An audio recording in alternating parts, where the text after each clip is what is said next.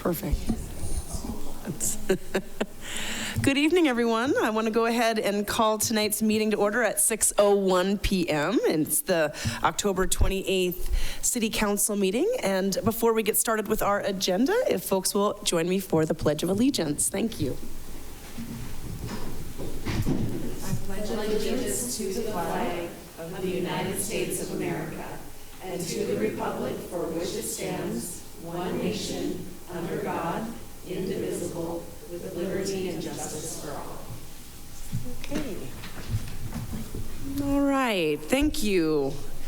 So we'll go ahead and get started here with the first item on our agenda, which is a roll call for attendance. Ms. Trimble, whenever you're ready.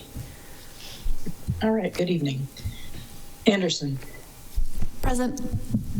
Becerra. Present. Campbell. Here. Carlino. Present. Farmer. Present. Jones. Present. Jordan. Councilor Jordan is absent this evening. Melson. Also absent this evening. Nugent. Present. Savage. Present. Sherrill. Present. Vasecka. Present. All right, we have a quorum. Wonderful, thank you very much. Okay, we do have minutes from October 21st, seeing if there's any council changes or questions on minutes. Not seeing any and not seeing any online. Then those minutes will remain as submitted, thank you. Item number 3 is our committee schedule for this coming Wednesday, October 30th. Ms. Trimble, any changes that you're aware of to our committee schedule? No changes. I do want to note that we only have afternoon meetings next week. Committees begin at 1 p.m. Great. That's this week, October 30th, yeah. Committees start at 1. This week's, yes. Yeah, that's great, thank you. All that information is available online on the City of Missoula agenda webpage, if anybody is interested in what is on the committee schedule. Our next agenda item is special presentations and proclamations, and we do have 2 neighborhood council updates this evening, and the first being our University of Montana. Before we get started, I'll just mention for folks in the audience, we do have members of the public here tonight, and then most likely online as well here, and we do have 2 neighborhood council updates, proclamation that I'll read for Native American Heritage Month. And then we do have a public hearing for the Meadow View Homes major subdivision and rezone. That is all we have for public hearings. And then our typical business, a few items under consent agenda. Under regular business, under committee reports, we do have the committee of the whole committee report sending with the recommended motion to set a public hearing on December 2nd to amend Title 12.60 of the Missoula Municipal Code. All right, that is basically our council meeting in a nutshell. I'll go ahead and guide people through public comment when the time comes, which they'll be all the way throughout the meeting. So we'll start first with our University District Council update.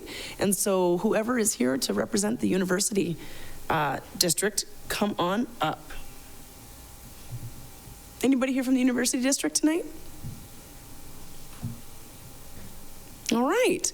Well, the University District did provide an update on the council agenda. And just briefly, that's item 4.1A. And when I go to that item, Ms. Trimble, it's saying it's not found. I'm not sure if the item's not there. Let me refresh my computer. It might just be a technical glitch. Let me just double check. Anybody else able to open it? You are? Okay. Let me just get out of this and see if I can open it back up. All right, well then in the meantime, how about we move forward with the Franklin to Fort Council update?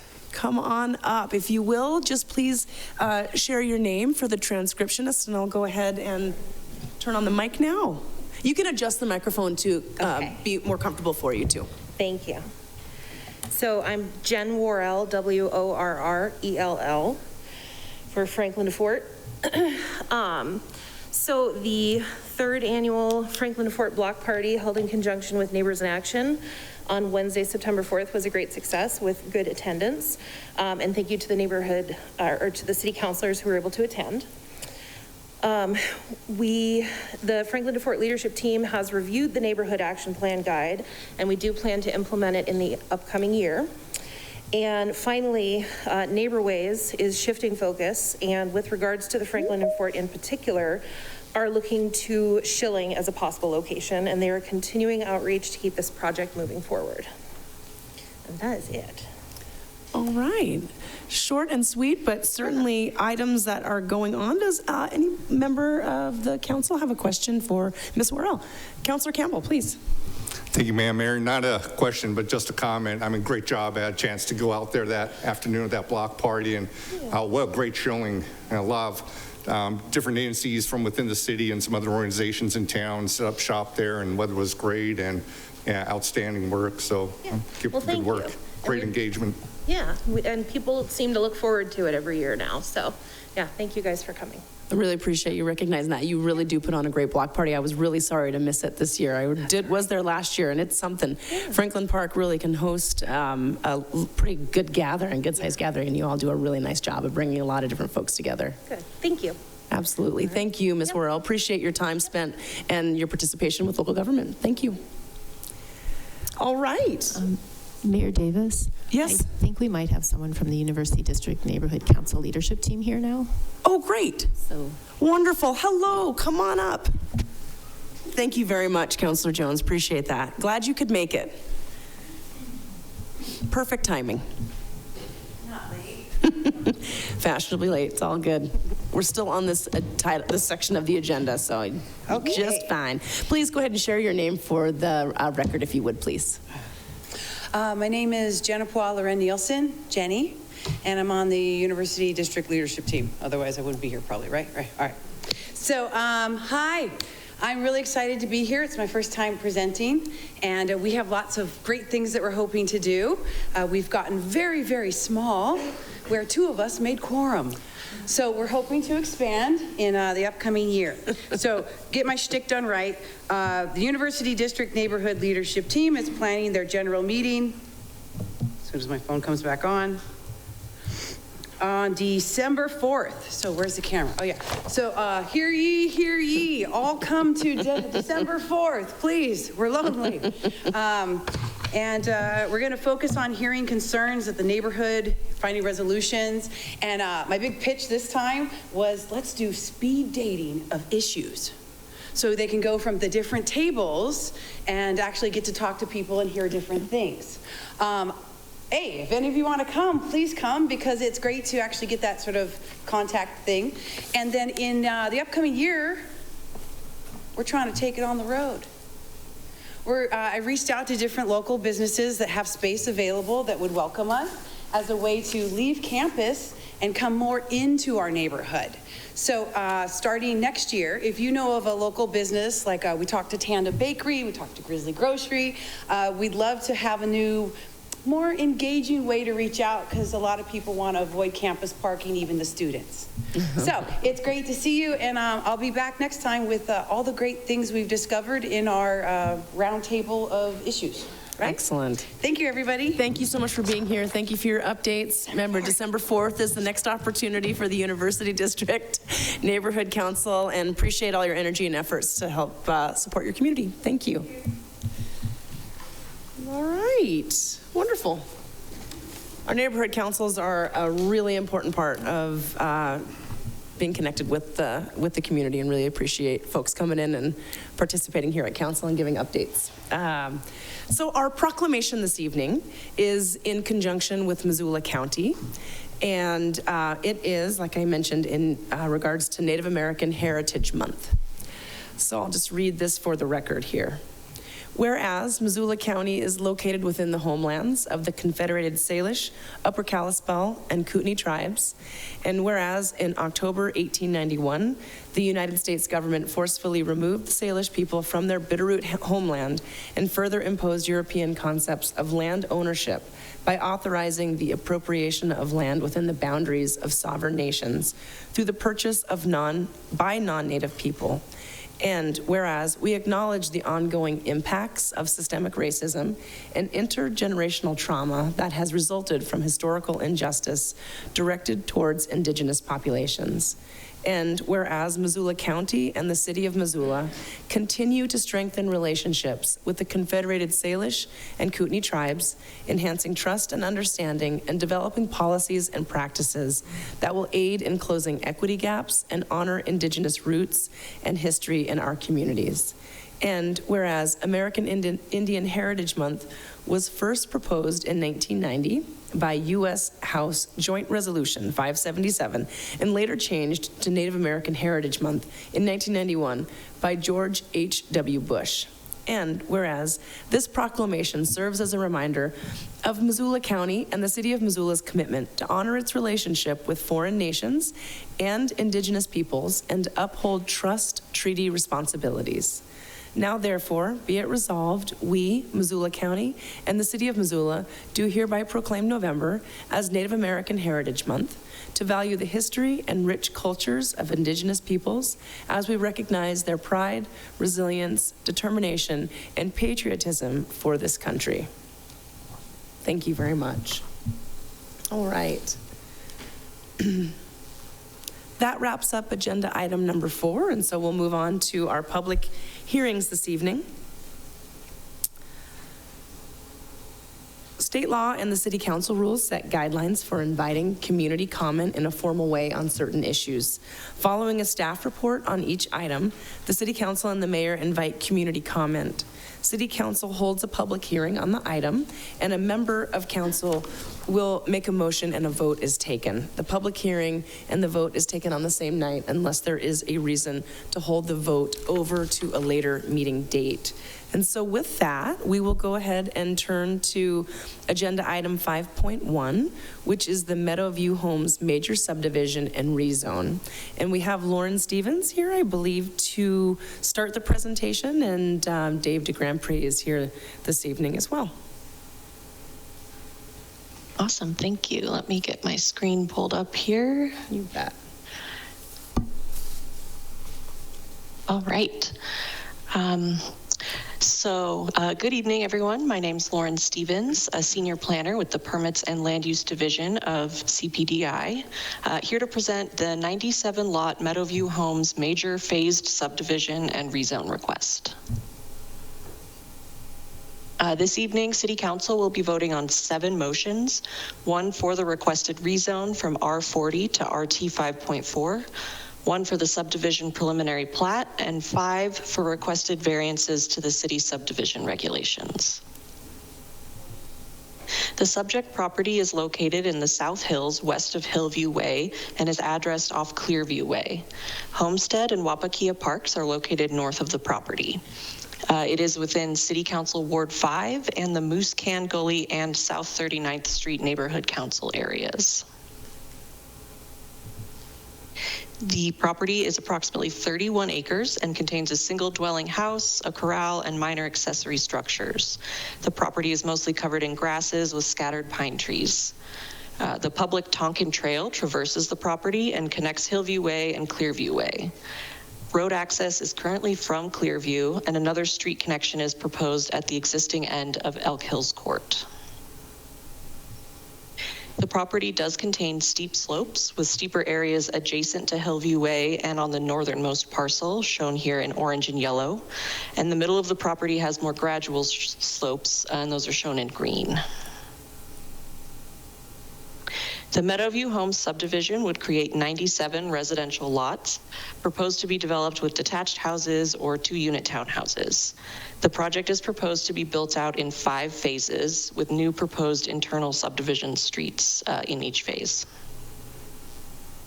A through connection is proposed from Clearview Way to the existing end of Elk Hills Court.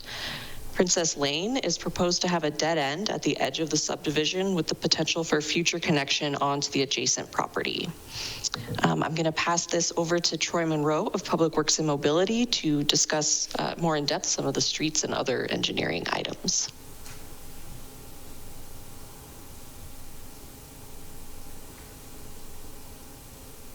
Thank you, Lauren. Members of council, I am Troy Monroe, Missoula City Engineer for Development Review and Inspection. I will talk very briefly on some engineering aspects of the subdivision. The street types within Meadowview are standard local streets. Almost all of the Meadowview subdivision follows the typical section. The typical section includes 2 10-foot drive lanes, parking lanes when adjacent to residential homes, boulevards with trees, sidewalks, and utility easements.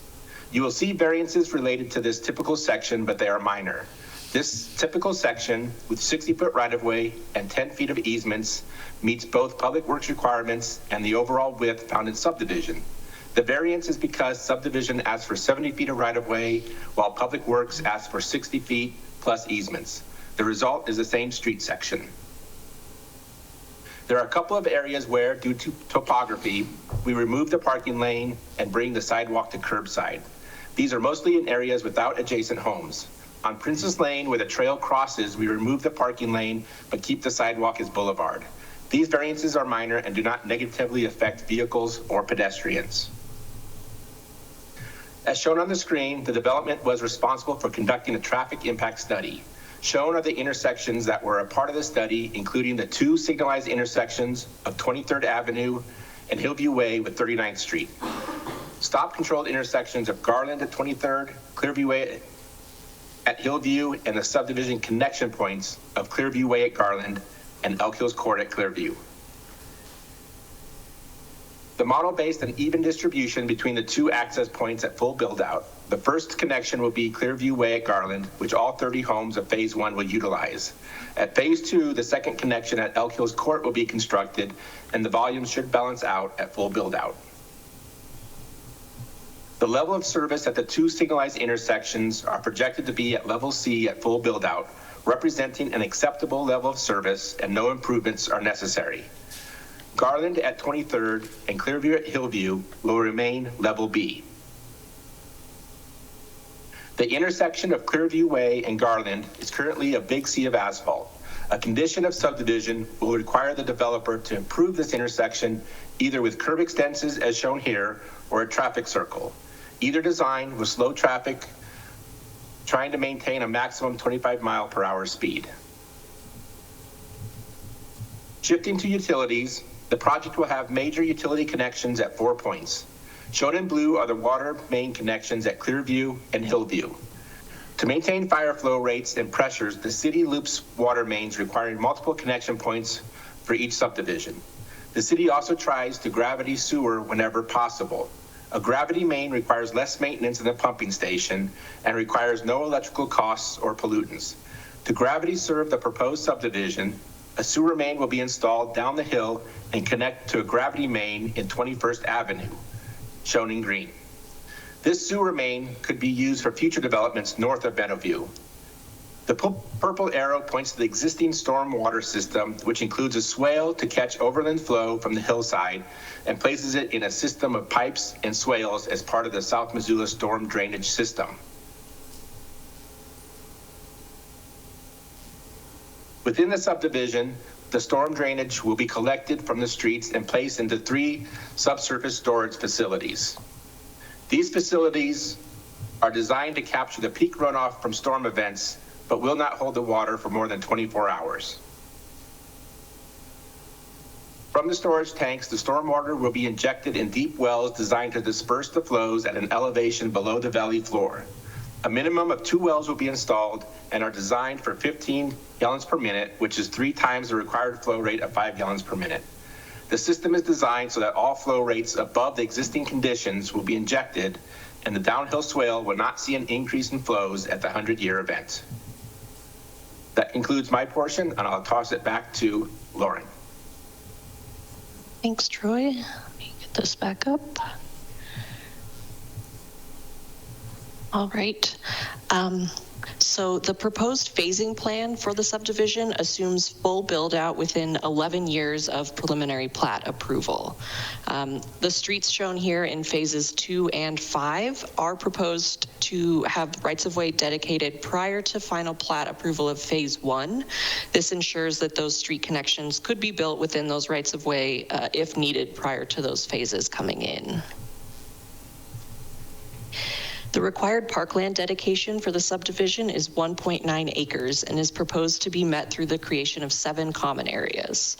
The total area dedicated is 6.7 acres, but not all of that counts towards the requirements due to the presence of steep slopes or stormwater infrastructure. Access easements between lots are proposed to facilitate access to common areas and connection to the Tonkin Trail. And the trail is proposed to be regraded to be more gradual and will be within an expanded public access easement. A new trail connection is proposed from the Tonkin Trail down to Homestead and Wapakea Parks. And various pedestrian improvements within Wapakea Park will also connect the trail to Briggs Lane, 42nd Street, and Saranac Drive. This slide is just showing that potential new trail and then the connection through the parks to those different streets. It's a little cluttered, so if we have questions, we can always come back to this later. The review criteria for a subdivision includes compliance with the growth policy and zoning code, identification and mitigation of any potential impacts to agriculture, agricultural water user facilities, local services, the natural environment, wildlife and wildlife habitat, and public health and safety. And I'll give a quick summary of staff's conclusions for each criterion. The subject property has a future land use designation of residential medium per the Missoula 2035 growth policy. This designation calls for a density between 3 and 11 dwelling units per acre, and the current relatable Title 20 zoning districts are RT10, R8, R5.4, and RT 5.4. The majority of this area is within the same land use designation, aside from the area directly south, which is designated as residential high. The property is currently zoned R40 residential, which has a maximum achievable density of 1 dwelling unit per acre. The applicant has requested to rezone from R40 residential to RT 5.4 residential. The RT 5.4 district has a maximum achievable density of 8 dwelling units per acre. The requested zoning is considered a relatable Title 20 district for the residential medium land use designation. This zoning district would allow densities and development types compatible with the existing surrounding land uses.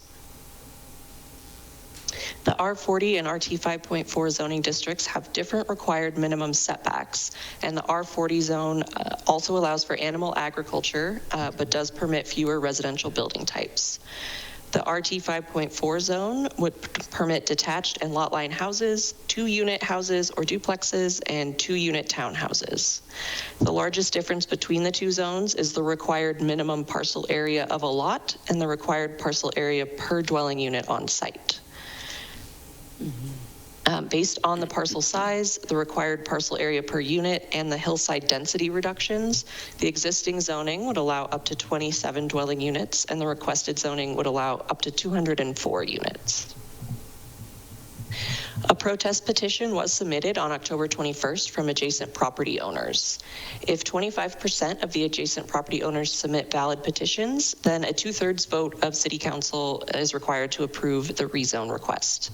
At this time, we were able to verify 9 valid petitions representing 18% of adjacent property owners.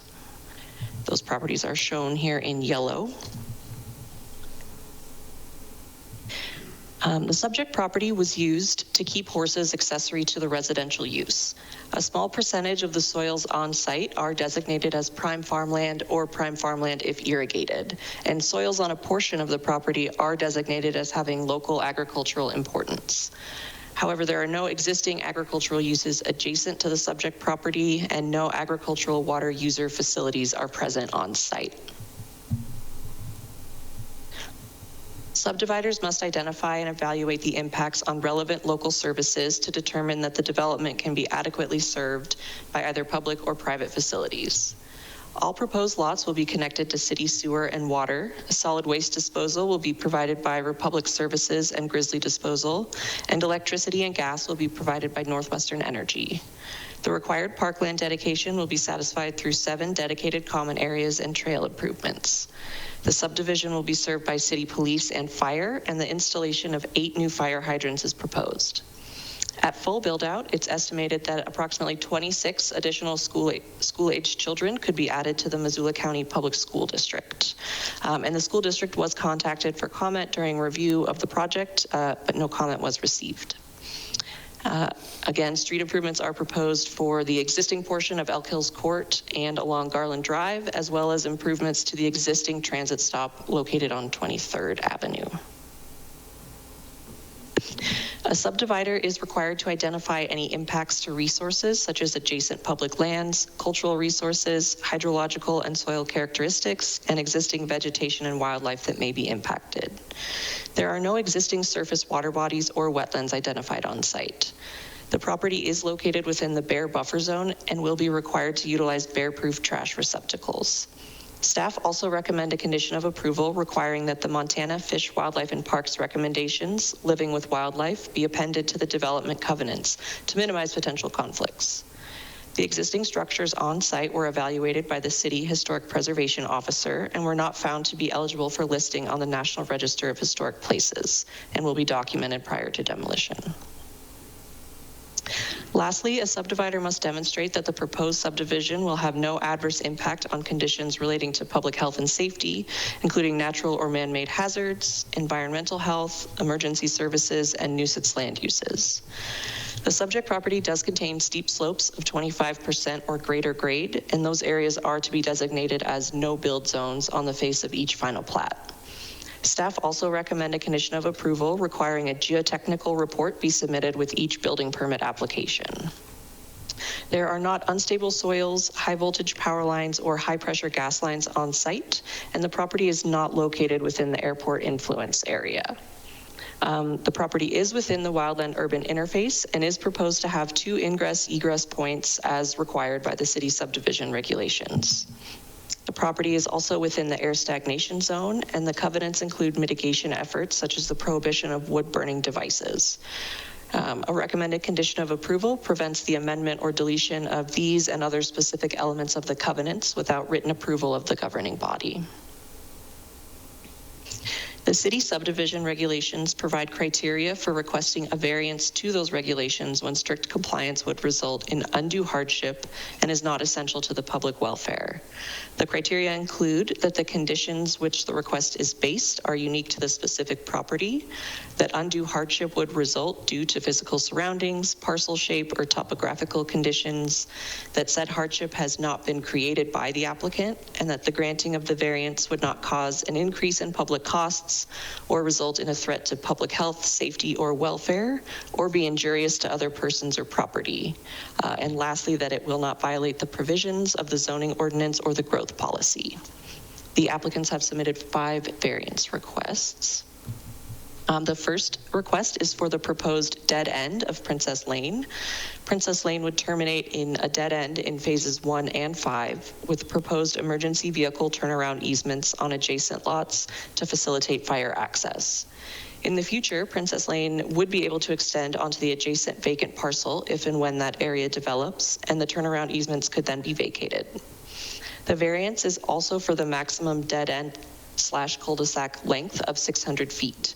The variance request is due to the grades present on site and the landlocked nature of this northern portion of the property, as there's no existing streets nearby for Princess Lane to connect to.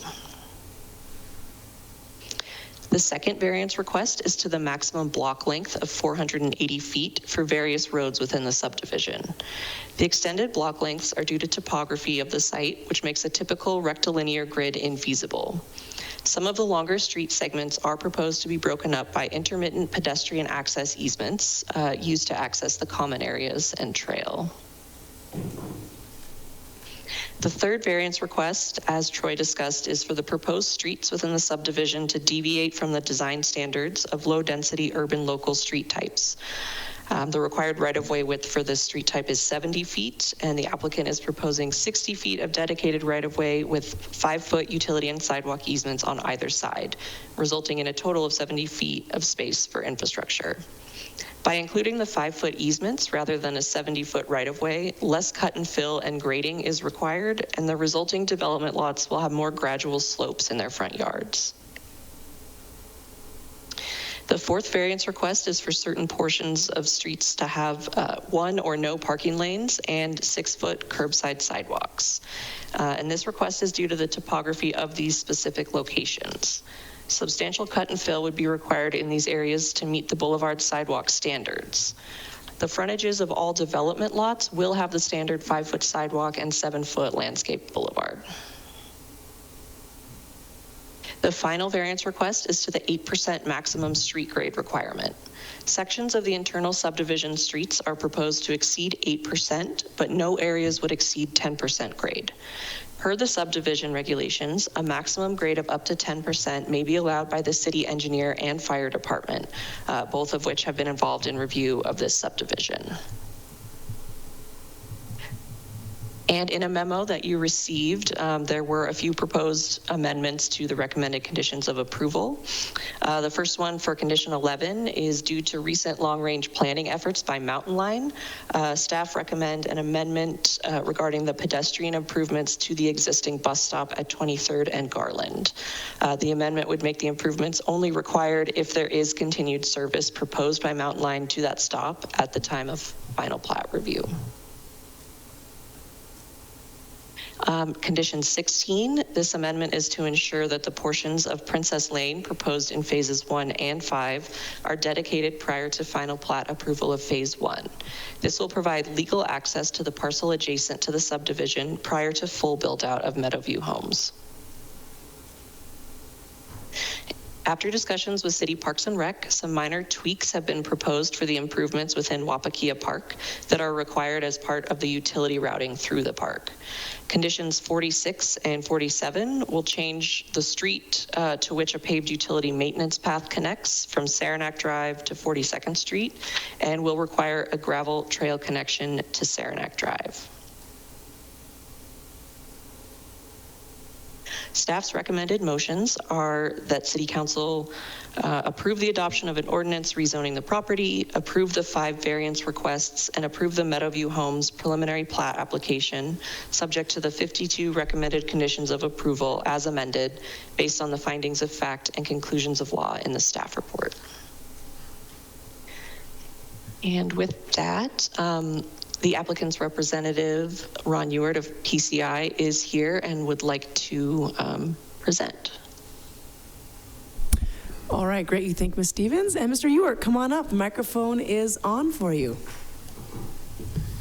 Good evening, everyone. My name is Ron Ewart with PCI. Lauren? Is Lauren here? Yes. There are 3 documents that I emailed you. Where's Lauren? Mm-hmm. She Lauren's okay. online, yeah. She's in the ethers. Okay. So Lauren, could you start out? There's 3 documents that I emailed you. Could you just open up the plat document? Yes. So we can have something to look at.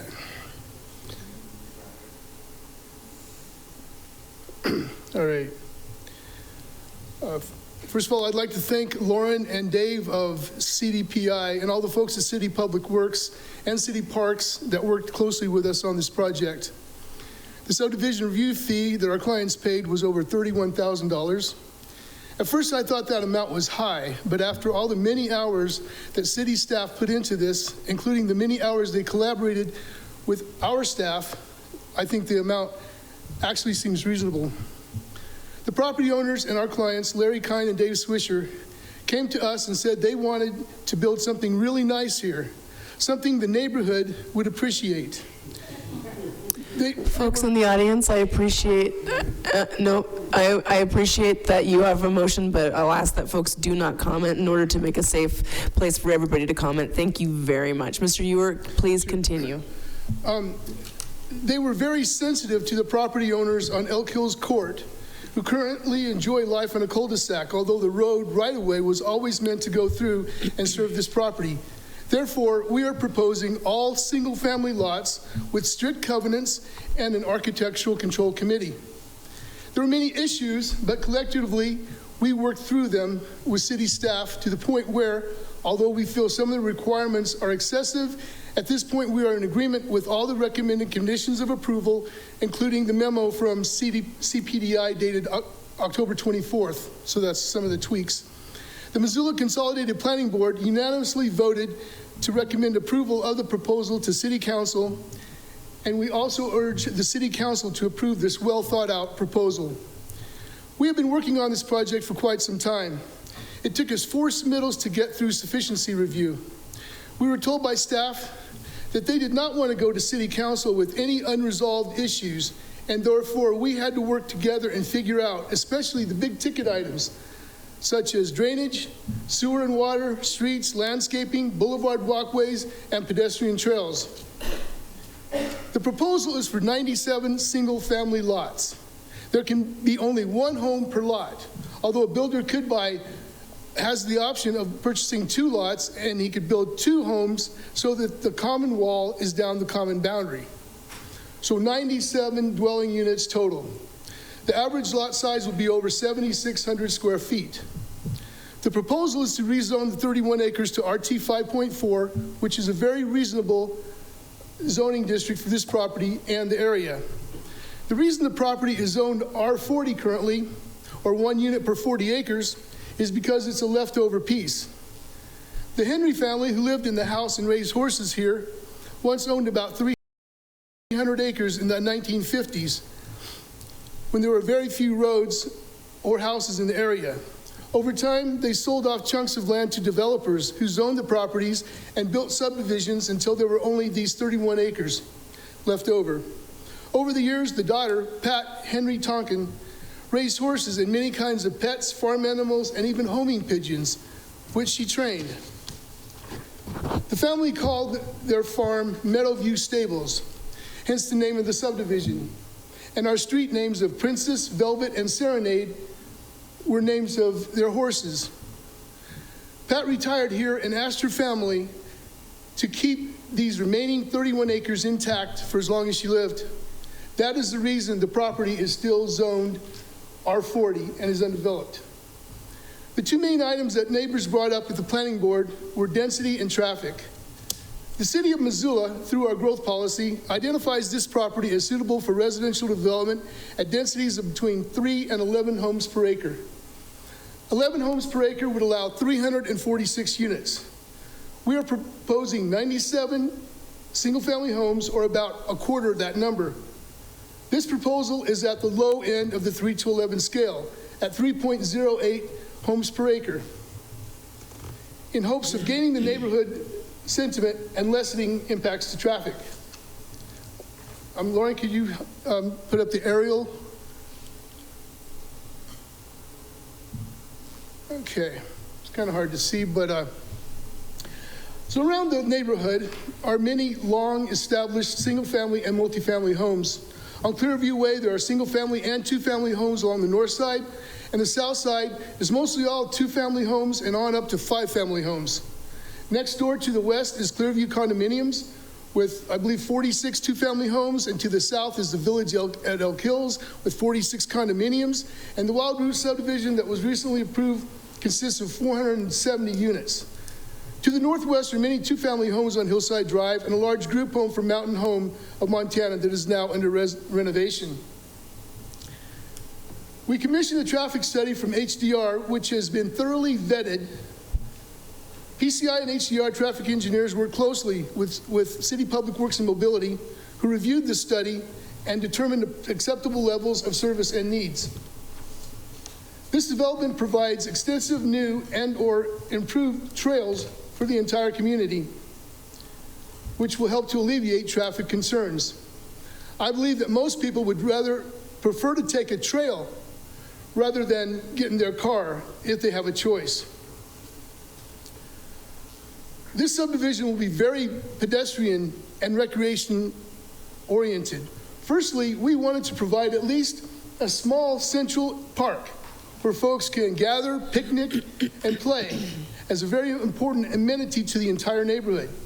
Common Area 1 will be 0.82 acres in size, with more than half of it at a level grade. It will be owned and maintained by the HOA.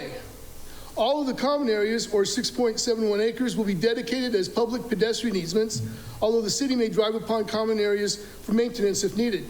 Therefore, not only will the residents of the subdivision use this common area park and the other trails, but all members of the public may legally use any of the trails and the common area park within the subdivision.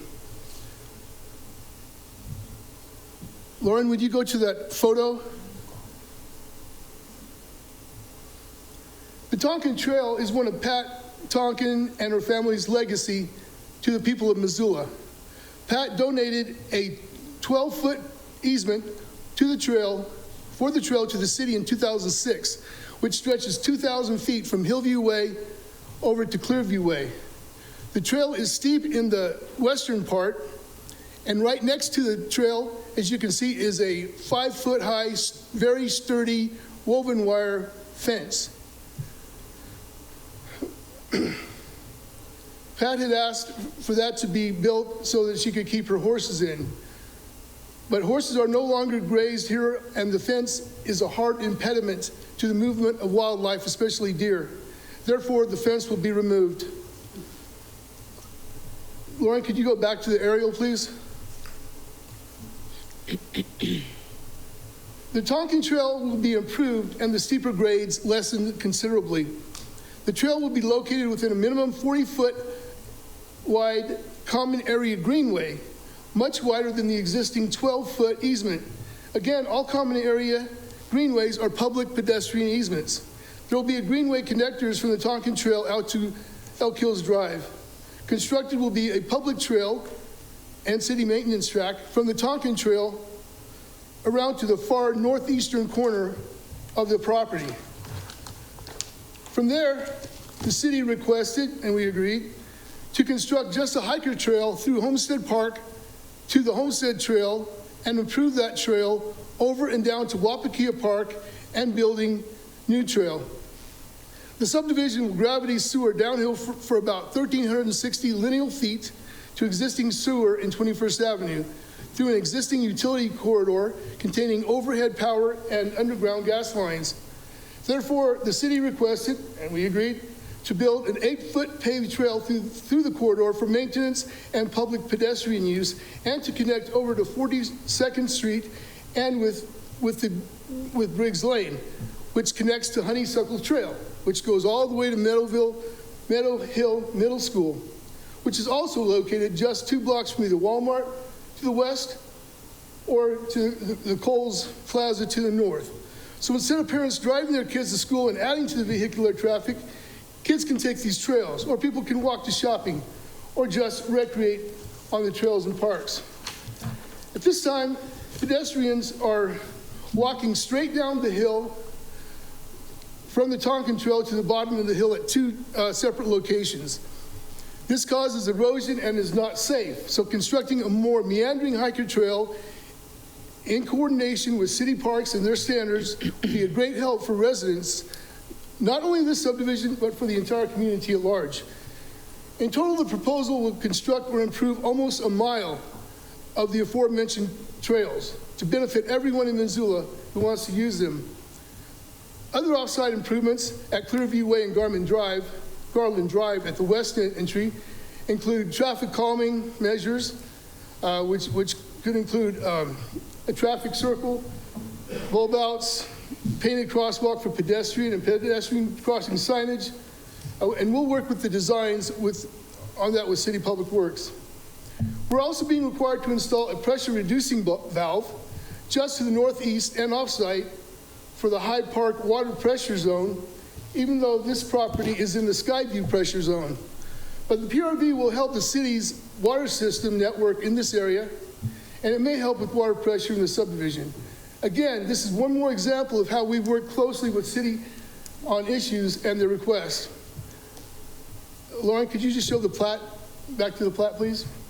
The streets will be paved to 34 feet, face to face the curb, which is quite standard, and it's the width on Elk Hills Court, with parking on both sides for the most part, within a 60-foot right-of-way and an additional 5 feet on either side for utilities for a full 70-foot width. Most of the streets will be less than 8% grade, although some short links are above that. The City Public Works Manual and the International Fire Code allow streets up to 10%. The prohibition of over 8% in the subdivision regulations is under hillside protection, not public health and safety. The property has some steeper areas, but the overall grade across the property from the southeast all the way to the northwest is less than 13%.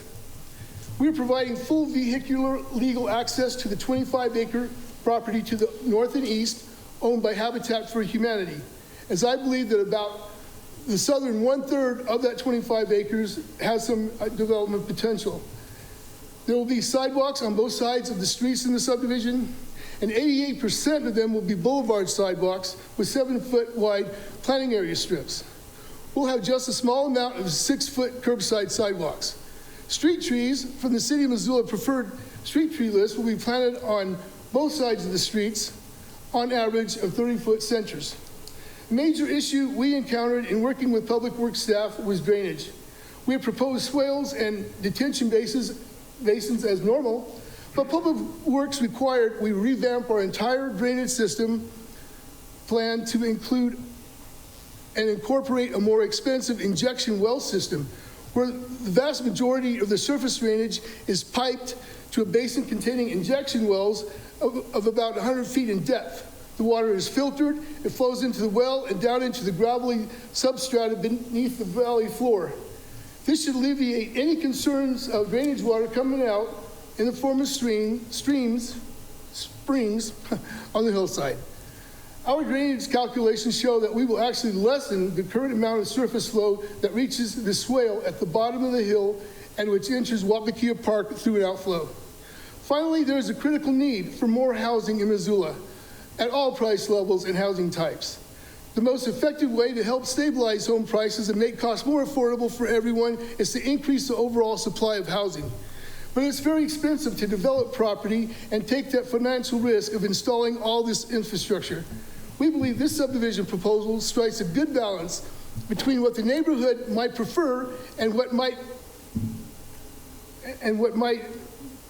form a financial risk perspective. Thank you very much for your time. I'll be on hand to answer any questions you may have. Okay, thank you very much, Mr. Ewert. So we have heard from the staff presentation and we have heard from the developer's representative. So we'll turn it over to questions from council. See if there's any questions from council to start. Any in the room here? Councillor Jones? Question for, well, I'm not sure who can answer as staff or the developer's representative, but with the proposed stormwater system where wells are dug and it goes down over 100 feet and there are sumps way down there, who will maintain that in the long run? Is that going to be under the homeowners association for maintenance, or will that be under the city's utility stormwater for maintenance? Good question, Mr. Ewert. Do you have the answer to that question? Thank you, Gwen. That's a very good question, and I don't know that I have an answer. I'm sure that was discussed. I'm a planner, not an engineer. We had our planners working with city engineers, and I'm not exactly sure who's responsible for that, but I'm just looking. It's probably the HOA. Yeah, no, Mr. Monroe's just joined us. Let's hear what Mr. Thank you. Sorry, I had to put you on the spot, Mr. Ewert. That's all right. Yes, no, he is correct. This is a private system. It will be maintained by the homeowners association. Okay, that's the answer. Okay, great. Other council questions? Ms. Anderson. Thanks so much, Madam Mayor. Thanks for that question, Ms. Jones. I mean, I appreciate that it's supposed to be maintained by the homeowners association, but a homeowners association are only as good as the board that is running and managing the money associated with it. So, Mr. Monroe, what happens in the instance if the homeowners association doesn't actually keep up with proper maintenance? How long do we as a city allow that for happening? If we have to step in, what are the remediation? And then if this continues to be a problem, how do we solve for that going forward? Yes, thank you. At any time that an HOA does not fulfill their duties, the city can take that over. We can hire a private firm to manage that, and then we would charge the residents of the subdivision just like they would have through their HOA dues. So it would be taken care of within still the realm of those who are benefiting from the system. Great. May I have another question? Sure. Thanks so much, Mr. Monroe. You're up on the spot here. So with one of the things that we've heard a lot about from the neighbors is a concern around traffic, and the subdividers or the proposed subdividers they are the ones who paid for the firm, but we do a thorough vetting of that traffic impact study. We don't just take their word for it. If you could talk a little bit about kind of what you saw from this traffic impact study, how it fits in with some of the other streets, and how it is that we determine that we can absorb the capacity that is being proposed with the subdivision. Yes, thank you. Whenever a development is proposed that will increase the traffic volume by 200 vehicle trips per day or more, the city does require a traffic impact study.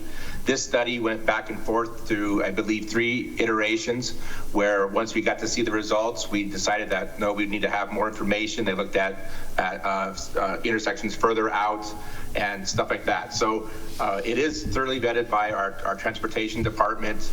They are familiar with the areas of conflict. That's why we had them go clear down to 23rd and 39th. We had to go down to Hillview and 39th and looked at those intersections that were, still impacted by the subdivision. So that's been thoroughly, that TIS is complete.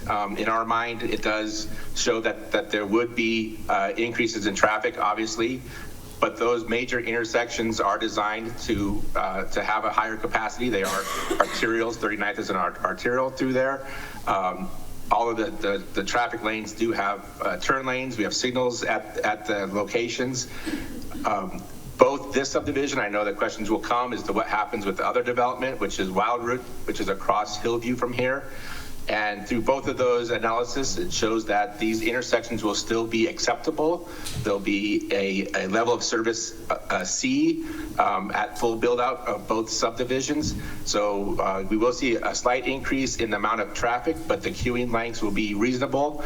And we don't see that either of these subdivisions will cause any type of necessary improvements at the intersection, more so than maybe looking at the timing at certain times of day when you do get more flow from a certain direction than you would, morning to evening.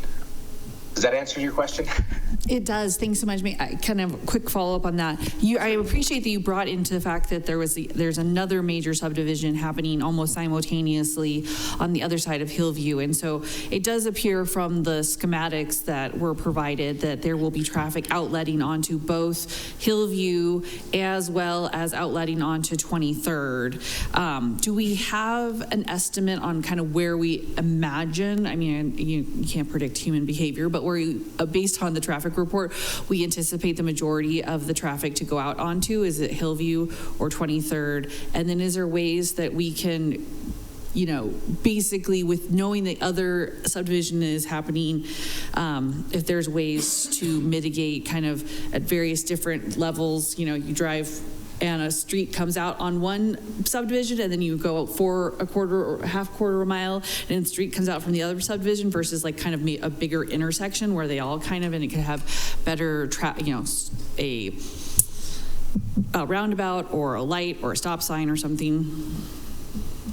Yes, thank you. The other subdivision, Wild Route, does have what we're seeing built right now, 200 units of multifamily apartments. Those apartments are coming out at the extension of Brimel Road, which is 1 block south of Clearview, where Clearview meets up with Hillview. That area is projected to have even more growth in the future, as the property to the east of Wild Route is a school district parcel surrounded by vacant land currently. So we do project that there would be increased traffic, and we have a plan for that increased traffic where the developers of Wild Route are designing a roundabout that would be implemented at Hillview and Rimal.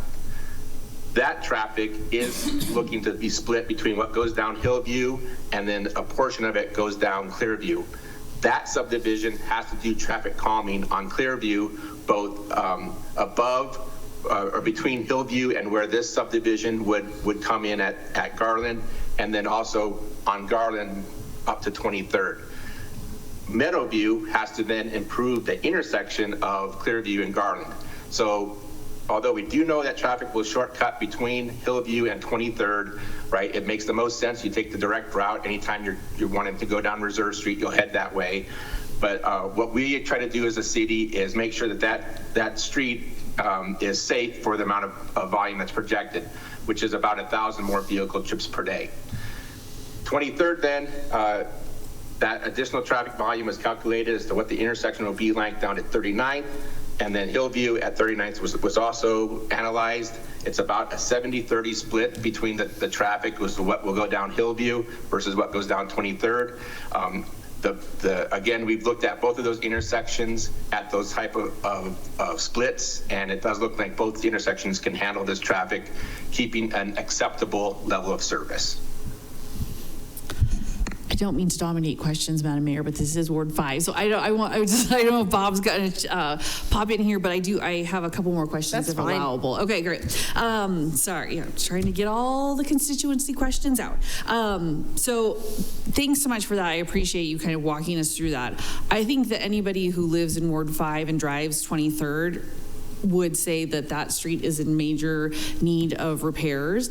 And so I'm wondering what kind of the long range plan, because, you know, with this subdivision potentially coming online, there's a parcel right below this subdivision that is partly owned by Habitat for Humanity, or maybe all owned by Habitat for Humanity, that could be built out. So there is just going to be more density here and more traffic. What is the long-term plan to rehab 23rd? Because it seems like our friends over in the streets department are kind of constantly patching at that street, and it's kind of that it really can't maintain at that level.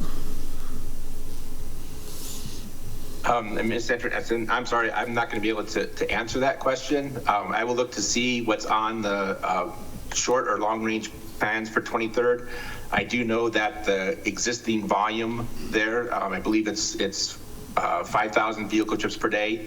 That street is designed for twice that amount.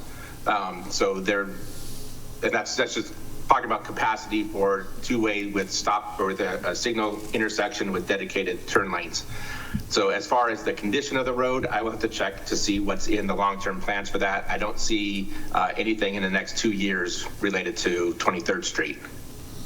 Great, thanks so much. May I have two questions, and then I see Bob has his hand raised. Absolutely. Okay, great. Are there any, final question on roads, and then I have one question about density. Are there any impact fees being assessed to this particular subdivision? You know, because I realize that it's 23rd in theory can take up 5,000, and for the most part, like for Hillview Way, I absolutely agree with the estimates of how much it can increase traffic, but 23rd, I mean, it is literally in various parts disintegrating and crumbling. So I think we're going to need to put money away to potentially do a major overhaul, and I don't want to singularly rely on, doing a SID or something similar to what we did for Hillview when there is this additional density by building out from these potential subdivisions. So I'm wondering if that has been in conversations, calculus, if you could. I know there's a whole impact fee advisory board, but and I'm, Mr. Monroe, I expect you to be the knower of all things. Yes. So these homes will pay two fees. They pay an impact fee that all new residential buildings in the city pay. That impact fee goes to transportation, police, fire, and parks. In addition, they are part of the Hillview Way SID. So they will be paying that amount that went for the Hillview Way reconstruction. All of the transportation impact fees by council resolution go into one fund, and then the transportation board brings forward what they see as the highest priorities, and council approved those. So although we're not going to be setting aside anything for 23rd per se, if 23rd is a high priority, then that would get moved up into the realm and utilize all impact fees that the city gathers. Great. You're off the hook. Thank you, Mr. Monroe. I can't guarantee that my award mate won't put you back on the spot, but my final question is for Mr. de Grand Prix. One of the things that, obviously we got from the developers, the why it is currently in our 0.40 because it's been agriculture. They're asking for, my notes here, the increase, but the density in which they're proposing to build out at 97 single family homes on an average of 7,600 acres is not the maximum that this parcel could be built out to if the rezone is approved. And we are not legally allowed to condition rezones. So I'm just curious on what could if rezoned to what the applicant is asking, and they were for some reason, don't end up going through with the subdivision and someone else bought it, the rezone goes with the property. What is the maximum that then could be built out? Thank you, Councilor David Grandpré with CPDI here. The maximum, there are a lot of factors that go into it. On paper, if it were a flat site, I think it would be up to 300 or so dwelling units. Might even be more than that. I don't have the math right at my fingertips. But the site does have some complications.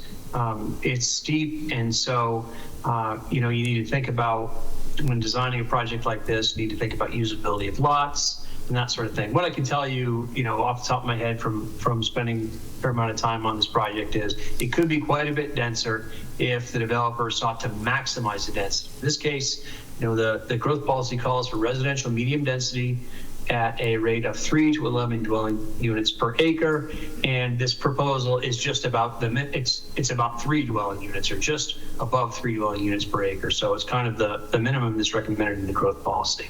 And I think the part of that's based on the site specifics. I certainly can't speak for the developer. I've got to imagine part of it has to do with the market that they seek to hit, and those types of things. But in any event, to answer your question, it's at the low end of what could be achieved.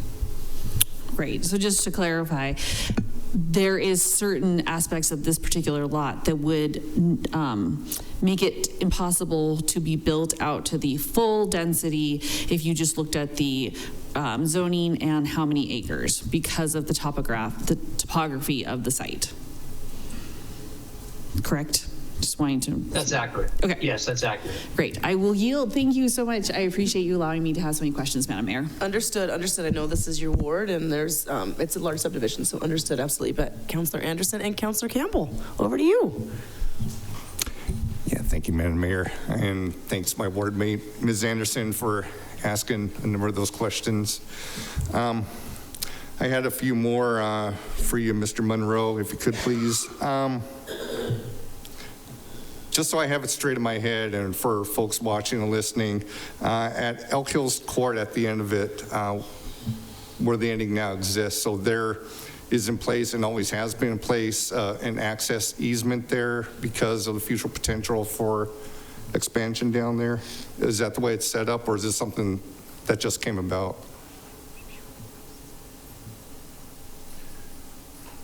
Yeah, so Elk Hills Court was the right-of-way of Elk Hills Court actually extended clear across the subdivision.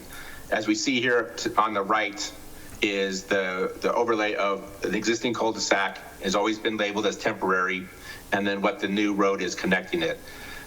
There was concern about those end homeowners because they had a full yard and driveway and everything that came down to that cul-de-sac.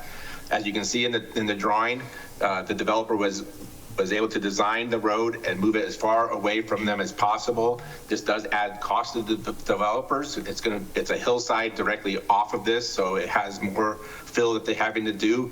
But we did try to save that home and property as much as possible. As far as the total length of Elk Hills Court, it is a typical local road. It will see local road volumes, and so it is designed to handle whatever we do add from Meadow View.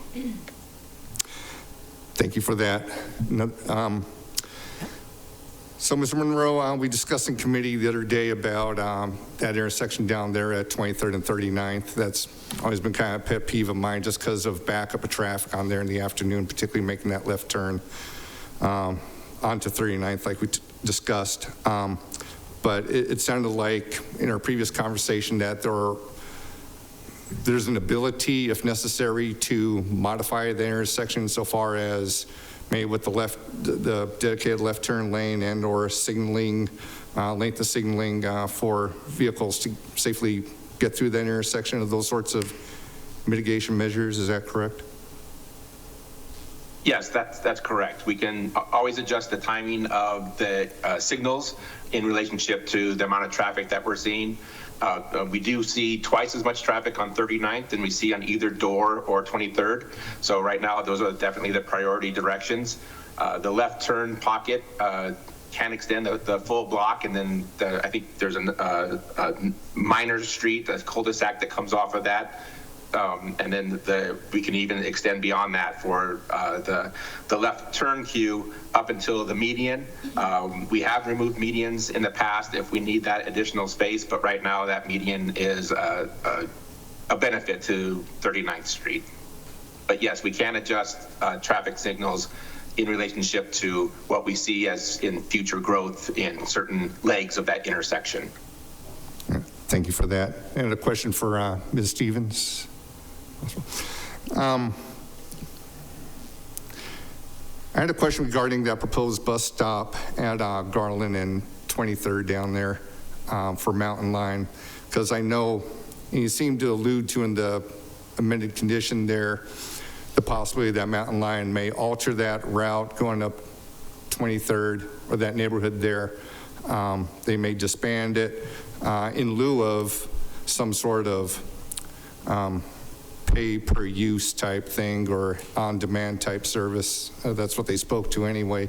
But that bus stop would be installed in either of those cases, or are we talking about taking that off the table if Mountain Line, for whatever reason, decides to completely abandon bus service in that neighborhood altogether? Or could you elaborate on that, please?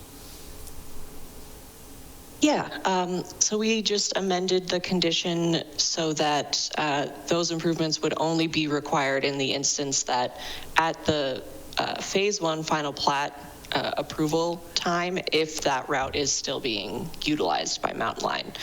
I know they have several different plans, some of which could include, removing that route or rerouting other routes that would still use that stop. So if that stop is still in use, those improvements will be required. If that stop is for some reason not in use at that time, then they would not be required. Thank you. And one more, if I may. You bet.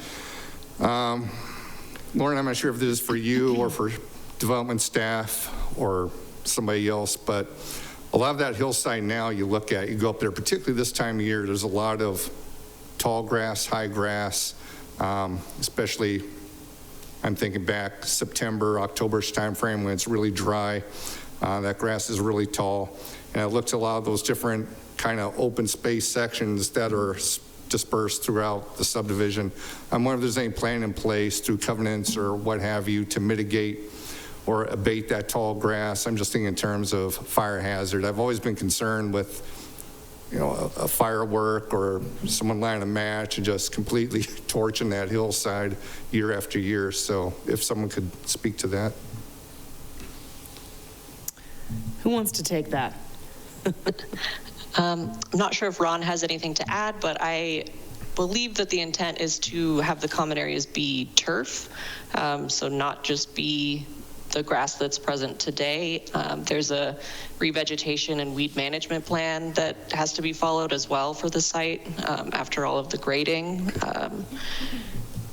I think it should just be regular grass, but I don't know if Ron knows any more at that point. Come on up, Mr. Hewitt, you bet. Thanks for the opportunity to clarify. So all of the common areas will be seeded in water efficient grass, and so there won't be any more high dead grasses. But I share Bob's concern. I think whoever owns property should take care of it and not let it get high and weedy and dry it out. So, but yes, it'll be taken care of. I think that'll be it for now. Thank you. Okay, absolutely. You bet, Councillor Campbell.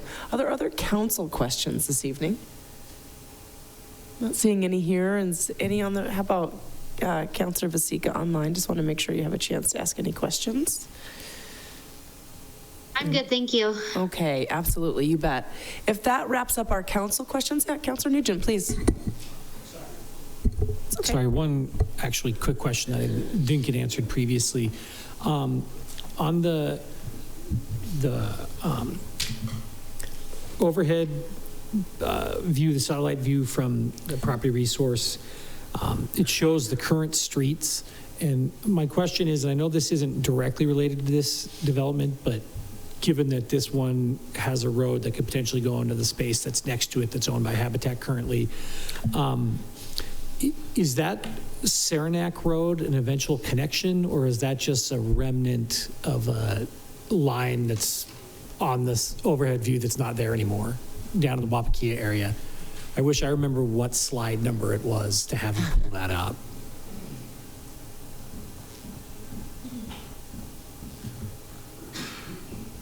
Lauren, is that something that you're looking for? Okay, I see you nodding, so we'll just give you a second to take a look for that. Take your time. Be helpful to see it on screen. Thank you. Mr. Nugent, while she's looking for that, I can tell you that there's absolutely no plan to connect to Saranac. It is an impossible steep curve or hillside down to there. So there is not going to be any vehicle connection to Wapakea. And that was formally ruled out during the Hillview Crossing TED, which was on this same parcel about 5 years ago. Yeah, thanks, Troy. That's what I wanted to make sure that was verified, because I know that was a big contention the last time this area was discussed in front of council. So I appreciate that. Okay, great. Yeah, and just to go in a little bit more on that, the connection of Princess is to help that parcel with traffic leaving, so that not all traffic has to go off Hillview Way, which is also would be a very steep approach for them to get up to Hillview. So in the past, it was impossible for that parcel to access Clearview and 23rd. But that's what we hope to do with this connection is to give that subdivision the 2 ways out that is needed by fire code. Perfect. It's like you read my mind. But okay. Anybody asking about Saranac, it's not ever going to connect. Okay, that's helpful. And so I think then you're good with not showing that on the screen, that the answer was adequate. Okay. Thank you very much. Other council questions? All right, not seeing any then. We'll go ahead and shift to Ms. Anderson. Your hand's still up, but I think you're all good to go. Madam Mayor, I may have more questions after we hear from the public, but I will take down my hand right now. All right, excellent.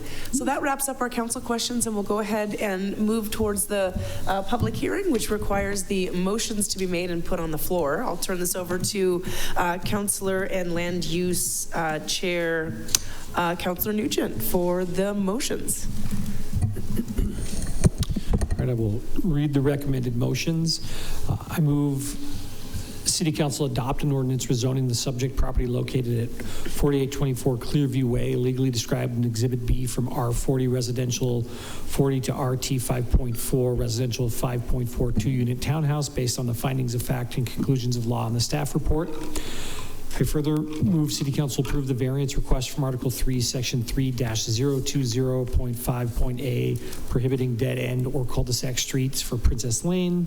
I further move City Council approve the variance request from Article 3, Section 3-030.2.A2, prohibiting block lengths exceeding 480 feet. I further move City Council approve the variance request from Article 3, Section 3-020, Table 0.2A, for the required right-of-way width of low-density urban local streets for internal subdivision roads.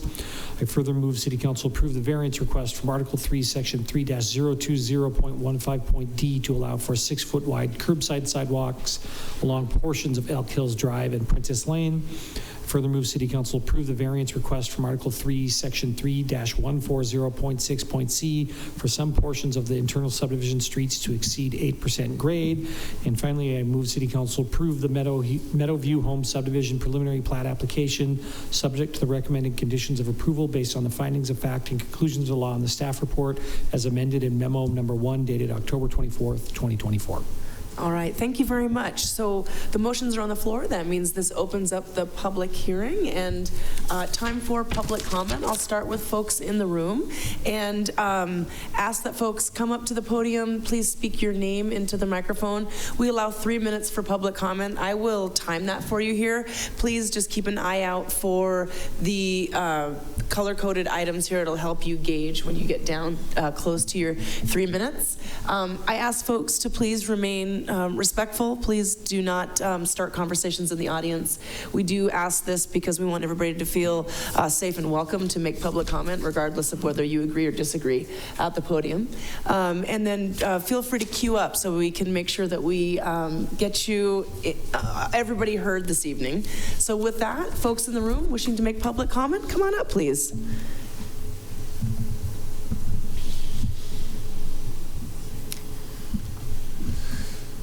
My name is Bill Wickman. I'm president of the Elk Hills Homeowners Association. I have been for the last 30 years. I've seen the development of the South Hills day by day. Elk Hills has 34 townhomes, 22 single family. Proposed subdivision is Hillview's.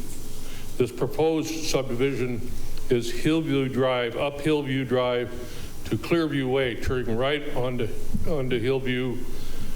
I measured Hillview, it's 45 feet wide. There's two, on the proposed subdivision, there's an entrance in the top off of Elk Hills Court, and on the lower part, which we talked about, which is down by Garland and Clearview, I believe it is. When you turn right off of Hillview onto Clearview, the first right you can take is on the street that I live on, so I'm familiar with that area. So the 45-foot Clearview Road goes all the way down to Garland and then 23rd, I believe it is. But when you turn right for the upper entrance to this proposed subdivision, you go from 45-foot wide road to a 32-foot wide road. It bottlenecks right at Elk Hills Court. That's a substantial drop. And so I measured cars the other day on Sunday. I went up with my tape measure. Cars parked on each side were about 8 feet from the curb. So if you take 16 feet out of 32, you've got 16 feet for two-way traffic leading into the proposed subdivision from the uphill side. I hope that makes sense to you. So I went down to the fire department and I measured one of their big vehicles. It's 8.5 feet wide. So if you have cars on both sides and a fire truck coming in, you don't have two-way traffic. I talked about the beach transportation. They have just a little school bus. They don't use the big ones because they can't go down and turn around on the cul-de-sac. But the cul-de-sac is going to be changed, and that will drop into this proposed subdivision. But if we're only dealing with a 32-foot wide road on Elk Hills Court, and they go into this new subdivision, is that going to be 45 feet or is it going to be 32 feet? And if it's only 32 feet and beach and the fire department have a hard time getting through the present road, I don't know how in the world they can say that that's an acceptable situation. The solution would be they shouldn't be coming in through Elk Hills Court. If you look at Hillview Court or Hillview Way, the last house on the right as you come up is well down. Without looking at the map, I can't tell you where it is. But my question is, why couldn't they access their subdivision where it isn't coming through our subdivision. Not that I'm opposed to the growth, but it doesn't make we don't have room for that. Thank you for your comment, Mr. Wickman. We're over 3 minutes, but I do think that your comment has been heard by council, and hopefully we'll hear that during the follow-up from council questions. Thank you very much. I hope it makes sense to you guys. It doesn't make any sense to me. Thank you very much for taking that time. All right, come on up. My name is Paul Buck, P-A-U-L. You can lift that if that's more comfortable. My name is Paul Buck, P-A-U-L-B-U-C-K, and I live at 100 Pinehurst Court, which is at the intersection of Clearview and Garland Street, straight across from the main entrance to the new subdivision. First of all, I'd like to take exception. I put together, well, I got the signatures for the petition, and we received, I got the list of people who received the August and the September 9th letters to the people who live within 150 feet of the subdivision property line. There were 49 properties listed. Only 24 of those are owner-occupied residences out of the 49. We got 13, and they are on the petition that I gave to the city. There were 13 on that petition, and then we had 2 others sent in by email. So I don't know what happened, but I take exception to the fact that there were only 9. And 13 out of 49 is greater than the 25%. So I don't know what further to go with than that. Question on the petition. We got you. We'll make sure we answer that. And during that was sent on to Lauren Stevens. And the petition, we had people who were not within the 150 sign that petition too, but I designated which ones were the people that received that letter, which are the ones that count as far as the validity of the petition. So I want that to be noted. Thank you very much, Mr. Buck. Thank you. The rezoning potentially doubles the number of residents coming out of there. And if you look at those residents and the residents going up into the Wild Route area, that's over 1,000 people who will be 1,000 more people in that area. And we already know that Clearview and Garland are a major cut through. Basically, if you're going east from Russell on, you go down Hillview.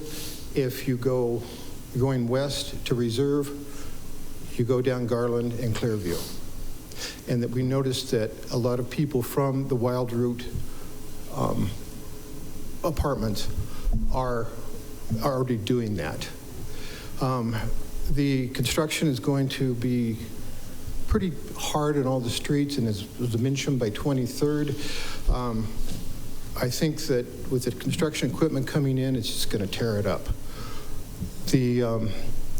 As the Wild Route was going in, most of the construction went up Hillview, but I can't see them going up Hillview and then grinding down Clearview to take their equipment in. They're coming up 23rd and then up Garland and in. And so that's going to be greatly detrimental to the streets and to the area. So with that, my time's up, and I thank you. Thank you, Mr. Buck. Appreciate your comments. Come on up.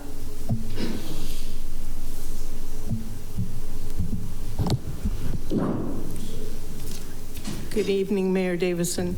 Good evening, City Council. My name is Kathy Deshaw.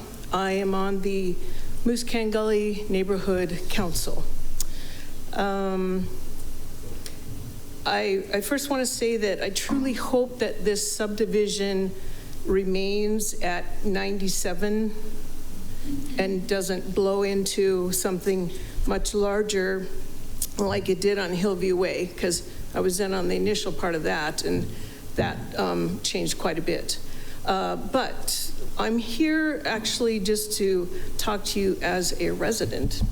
So I happen to live on Garland Drive, and I live on the west side of the intersection of 23rd and Garland Drive. So the speed limit on 23rd is 25 miles an hour, but almost no one goes the speed limit. They're usually going 35 miles an hour. And at our side of the street of Garland, we have to creep out into the street to be able to see traffic coming from both directions because there are privacy fences at both of those houses there. So I talked to Brian Hensel about this, and one big issue is also in the winter time. So I'm adamantly opposed to any type of bulb outs on Garland Drive and 23rd, because you will have people, they already slide down the hill in the winter, and I had to actually buy a four-wheel drive so that I didn't slide back down the hill in the winter, because the street gets the runoff from higher up Clearview, and so the bottom part of Garland gets all iced over. And so you're at the stop sign on an incline, and there were times when I would slide backwards on the street and nearly hit one of Pete's cars, my neighbor at the corner. So I can pretty much guarantee you that everyone on that side of Garland, and it's just one block because the trail stops the street, we would not wish to have bulb outs at 23rd and Garland Drive.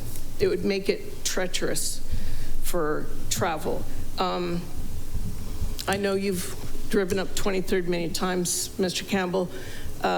It just happens to be that we're at the top of the rise of the first little hill. People think they need to go 40 miles an hour to get up that hill. I'm not sure why. So we literally have half of a block looking downhill to see traffic because the fence obscures that.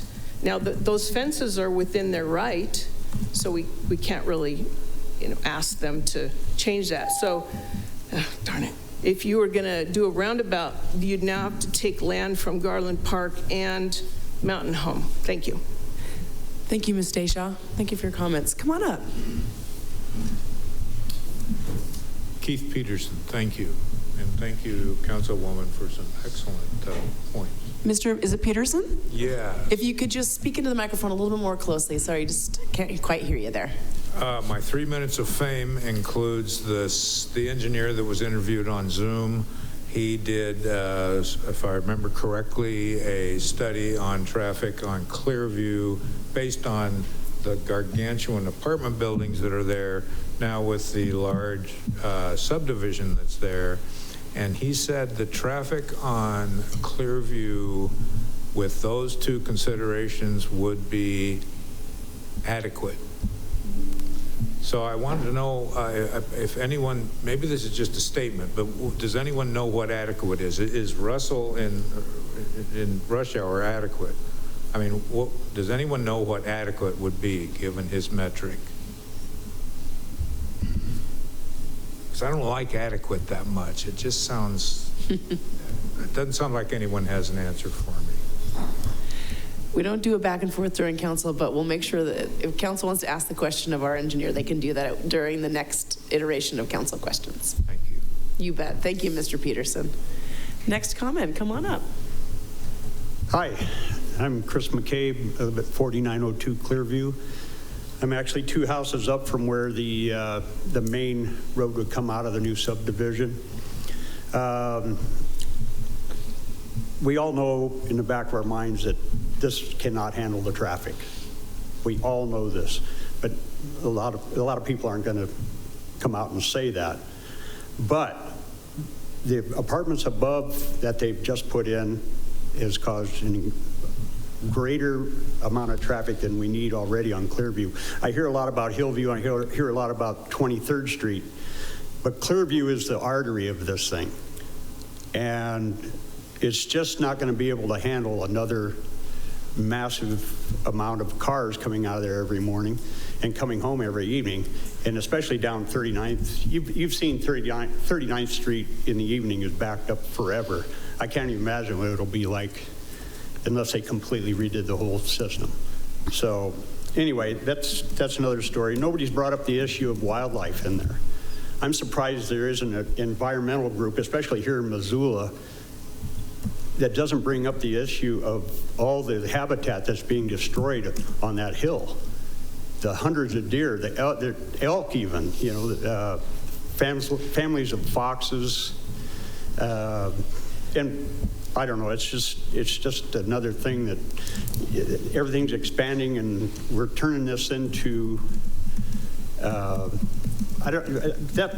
this is my main question. What is the goal of the city of Missoula? What is their goal in 20 years? Do they want another 50,000 homes in this town? Do they want to turn this into what everything else is turned into on the West Coast? This was at one time a very unique town, and it's changing fast. It was one of the most unique towns in the whole country, and now look what's happening to it. And I don't know, I believe it's a matter of greed with these, especially catering to out-of-state developers like this outfit that's going to put this subdivision in. I don't understand how that greed just oozes through this whole process. As city council members, I believe that you should be backing the long-term residents of Missoula and not dishing everything out to these people so they can make millions and millions of dollars. The homes that were built above my home back in the early 90s, the Elk Hills homes, were built by a man named Ed Russo from Sacramento, California. He was a client of mine. I've been in the fishing business for 30 years. He used to sit in the boat and brag about how much money he made on that project. And he'd laugh, and he was able to go down and live his life out at the stock farm.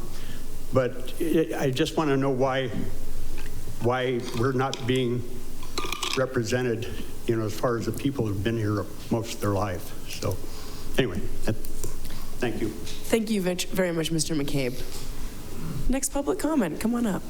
Hi, my name is Jeffrey Harp, spelled with a G. I'll just make this short and sweet and read this. I think that the human element of this whole thing is being lost, and this proposed subdivision is going to disrupt and in many ways destroy our lives, dealing with all of the hell that's going to take place. You see our valid reasons for protesting this subdivision. I want to stay at the original amount and not added so that you've got so many more per acre. And my wife and I have lived there 30 years. Our backyard borders on the field. The bucks are right back there and they're testing each other. It's beautiful. And I don't want to wake up some morning and see a whole line of little ticky-tack houses 7 feet apart spread out across the edge of my property line where they're sharing salt and pepper through the windows to one another. And the whole thing to me, like Chris said, it's a human element. We live here. We've lived here a long time. And why should we lose on this so that this development come in and change everything for us, for people who aren't even here yet? It's just, I don't believe it's fair. And that's basically all I got to say. I'm disappointed by it. I'm angry, but I also know to keep my mouth shut in here. And thank you. Thank you, Mr. Harp.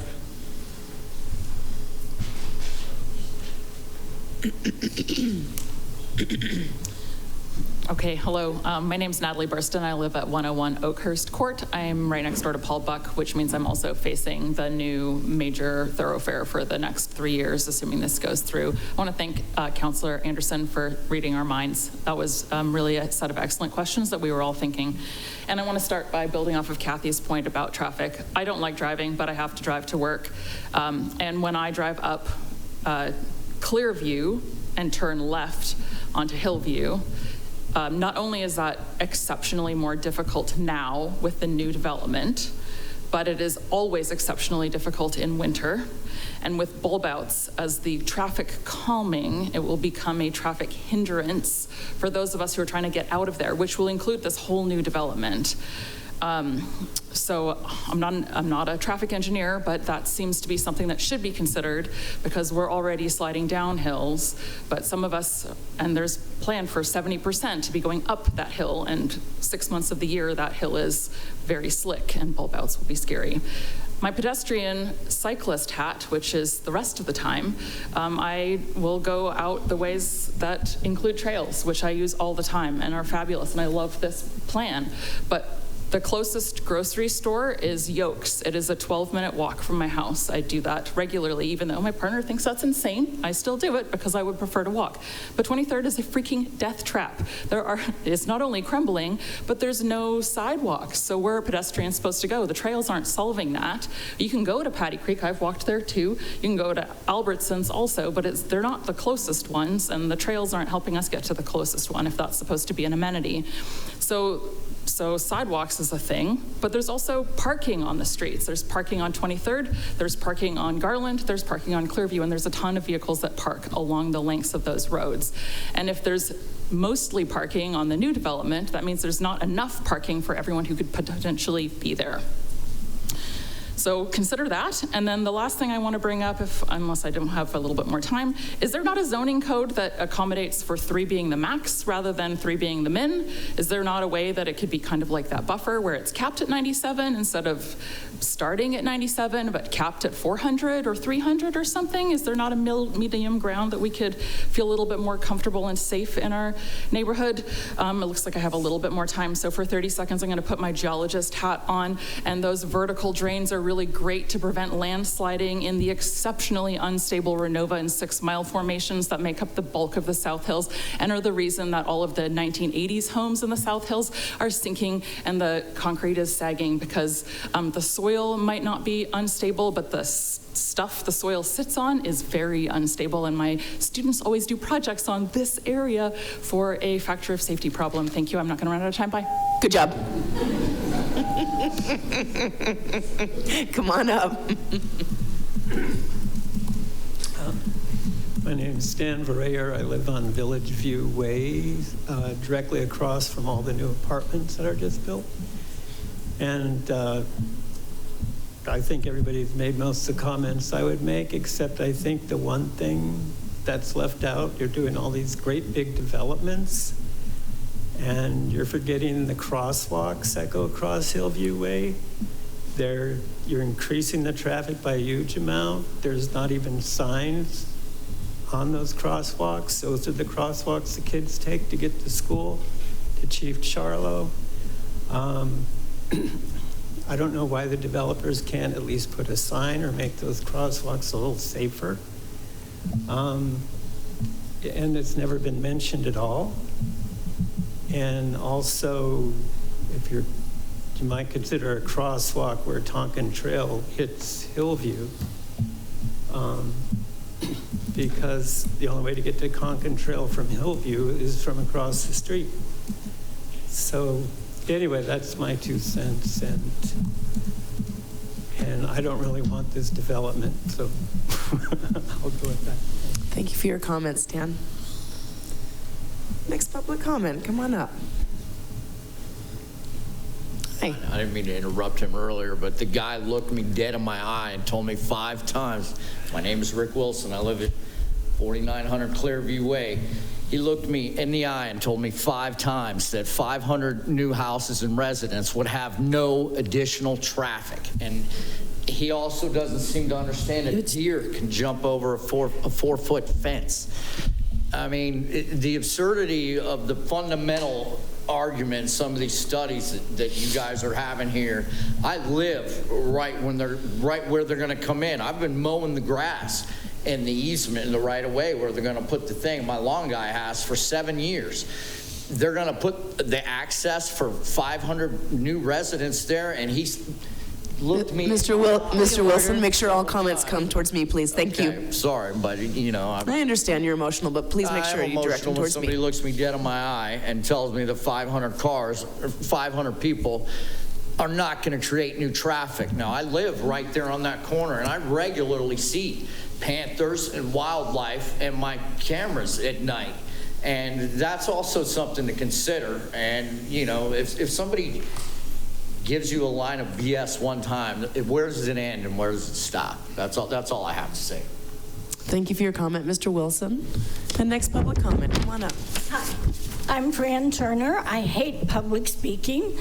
I'm a retired RN. I've lived at 4900 Clearview Way for 16 years. For the first 3 years I lived in Missoula, I lived on 23rd Avenue, right at the intersection of Garland. Traffic there is god-awful. I've had people say to me, cars run up and down this hill at 4 a.m. in the morning. They never stop. Also, I want to reiterate the fact that there is so much wildlife in that area on that hill. We've seen foxes, we see deer every day. It's amazing the amount of deer that come down that trail. Foxes, the cougar that crawled around the house, we caught him on film. It's just incredible to be able to have that trail, which people not just in our area walk. People come from all around, park at the foot of the little cul-de-sac by my house, and walk that trail with their dogs.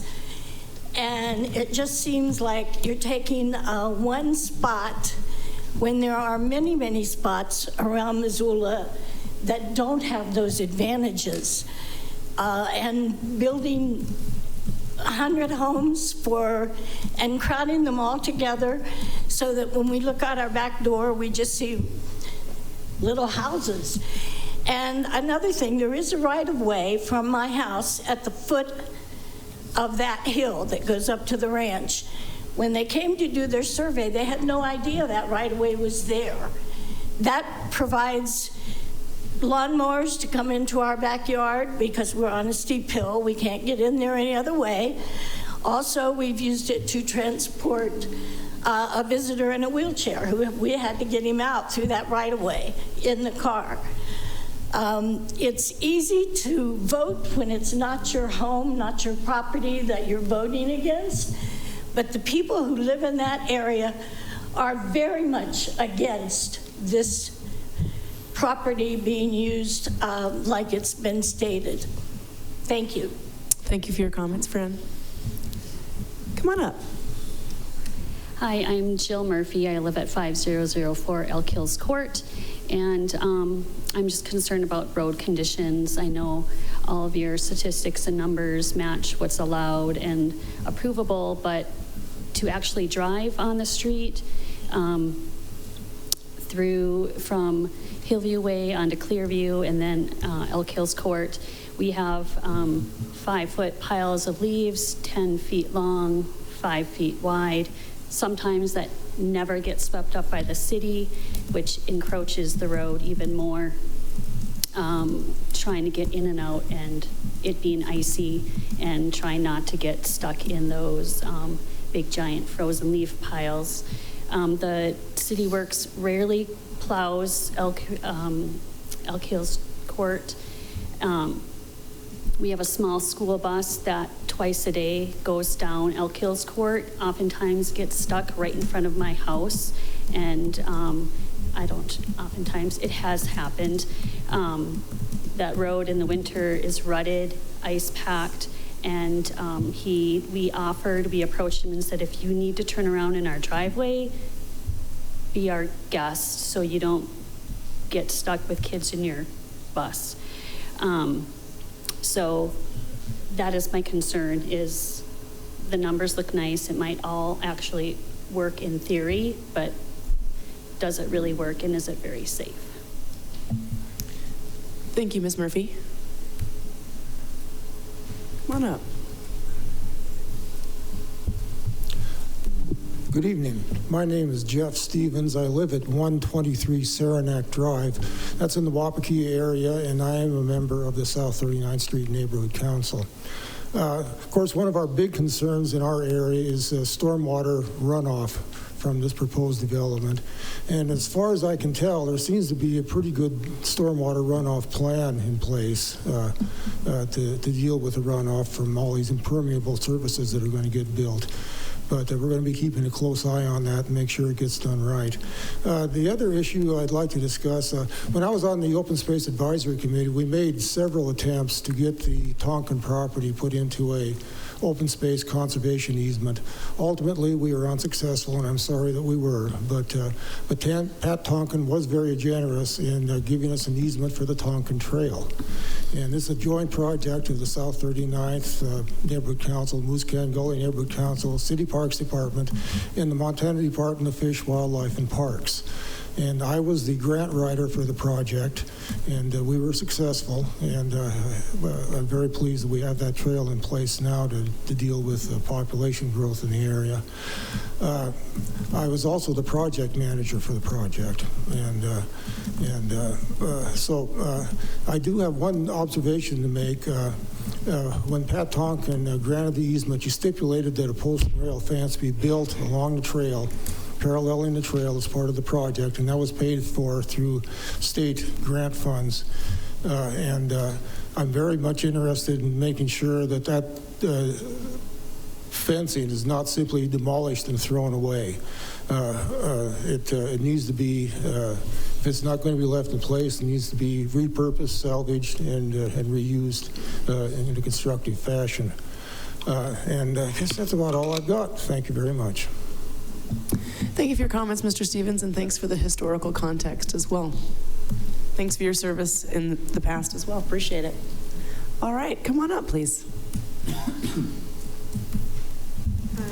My name is Nina Kalkar. I live at the Clearview Condominiums, Unit 36. I don't remember hearing much of anything about the Clearview Condominiums in the whole presentation of this project going forward. The Elk Hills and the homeowners along Clearview Drive, obviously this project is impacting them, but it's also impacting the 46 condominiums in the Clearview condo on Garland Drive as well, and the other homes on Garland and Clearview. So the issue of density and traffic is very, very significant. There's at least 2 cars, if not more than 2 cars for each condo. Not always 2, but usually 2. Many of those cars are parked on Garland Drive. A lot of them are parked in the carports for each condo, which, you know, if they're not parked on Garland Drive, but it creates a lot of congestion in the carports and pulling cars in and out of the carports. So there's just a lot of density issues and traffic issues on Garland Drive.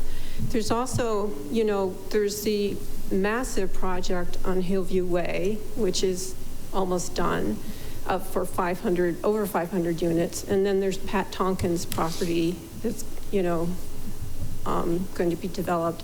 But then there's also the hillside property, nursing home that's undergoing development in the future. So there are these 3 massive developments that are happening in a very, very small area in the South Hills, which is just a beautiful area that we all love living in. So this is really creating a lot of turmoil in this area of our homes. And so I just want to make that point, and maybe some adjustments could be made to this project that on Pat Tonkin's property, because it really is causing a lot of stress for a lot of homeowners. And the Clearview condominiums is right smack in the middle of it. Okay, thank you. Thank you, Ms. Klankar. Thanks for your comments. Next public comment. Mayor, ladies and gentlemen of the council. I'm sorry, can I get your name? JD Armentrout, 101 Oakhurst. Thank you. So, you know, I'll get to the variances right away. The developers are asking for approval of these variances, and for what reason? I keep hearing this word topography coming up. Well, the reason that we have these variances is because the topography doesn't match the 97 units. We have to go in and approve these variances in order to make this plan work. If that is true, then this plan is fundamentally flawed and it needs fewer units. Missoulians like the environment, right? So why do we need these variances to change that? One of those in particular is the reduction of the width of the streets and the reduction of the parking areas. Well, that reduced parking area that's going to flood out into the street. Again, these are the minimum standards. They're looking for minimum standards and pushing the limits with these variances. I'm just asking, when you think about the variances, is make them conform to what is already there. They're already looking to change the zoning on this away from the R40. What's wrong with R40? This is a legacy. There's not much of that left. Could we develop it at R40? We haven't seen an alternative plan other than the plat that was presented at the 97. You know, that's just looking at these variances. I would be very critical of allowing for that to get away with topology, changing in topology. They could easily do away with this, and we could do it without the variance changes, simply by reducing the number, the footprint, and changing it from the 97. Growth hurts, right? We all gone through it. The entire city's going through it, but I think there is an alternative. Also, I want to speak to you more on the human element of this. You know, I'm Natalie's partner, and yes, I think she's a little bit crazy for walking to Yokes. There are no sidewalks on 23rd, you know, and that's one of the reasons. It's a safety concern. I'm glad they got sidewalks in this new development, and I hope they like walking in circles, because we don't have the infrastructure to connect to it. These developers, they come in, they develop it, and now we're on the hook to develop the infrastructure to meet that. And so, as I'm quickly running out of time here, these zoning requirements and the zones is the contractual agreement that the city has made with the people that live here.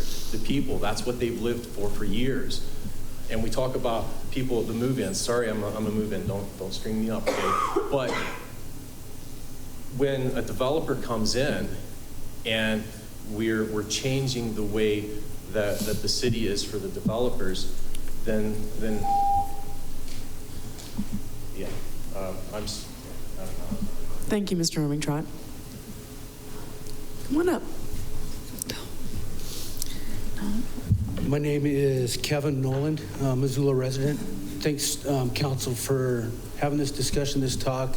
I want to thank the developer for helping us as Missoulians with our need for housing. A buzzword I heard a lot today is the human element. We have a need for housing. Missoula City Growth Plan calls for 2,000 new homes for residents to be built. So here's an opportunity to grow closer to that with 97 new homes. The developer, you know, I've seen what I've read all the paperwork submitted to the council trying to prepare for this meeting, and that the developer's gone to all the lengths and met all the requirements that the city would ask for. You know, questions in the council, the city subdivision requirements and regulations. The city staff has approved for this. So I would just like to point out that for this subdivision to be built, the change that is requested, you know, I would ask you as council members to vote in a manner that would be consistent with letting this project go forward. Thank you. Thank you, Mr. Noland. Next public comment, come on up.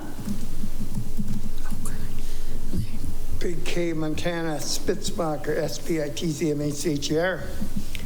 What a wonderful educational lesson at Missoula Council 101. I've never been so well amazed how the geriatric department of a community comes forth. Where are the young people of this community that are going to inherit this problem that we don't care, but they do care about how well we're going to deal with the problem in the parks? But where are the young people that's going to inherit the problems that the geriatric community has just said? I think Missoula could use a local national park on this piece of property with the wildlife there. Thank you, Mr. Spitzmacher. Other members of the public that wish to give comment tonight regarding this project? My name is Bob Moore. If you don't think the departments in the city that will approve just about anything, come over to Pleasant View and look what they've approved at intersections of Flynn and England. There's already been 2-3 bad accidents there. Very bad accidents. Luckily, as far as I know, nobody was really seriously hurt. I'm not sure how, but I don't think they were. When I go to get my mail, I got to cross England, it scares me to death. I've quit taking my dog with me because I don't want to make sure she doesn't get hit. Go down on Mary Jane where it comes into Broadway. This is all telling you, two or three people have talked about narrow streets. Those are very narrow streets that they've already approved in my part, and I wouldn't trust them to do anything about the width of the streets. I know 2 cars have already been hit beside of those apartments, townhomes or whatever they are, because parking on the side of it in a space is too narrow, way too narrow. 3 other people that I've met just talking to on the street, they've lowered the street where all of us says these should be 4-way stops. So you better be real careful what kind of streets our street department, whoever that is, doesn't do what they should do to make sure they're safe driving in the neighborhood. Thank you, Mr. Moore. Other members of the public in the room that wish to speak on this project tonight? All right, not seeing anybody else in the room, we'll go to folks online. And we do have some hands raised here. And so Rhea Ashmore, if you can unmute from your side, and 3 minutes per public comment, whenever you're ready. Thank you. Good evening. Gratitude for the consul service, especially my Ward 5 representatives. Thank you, Bill.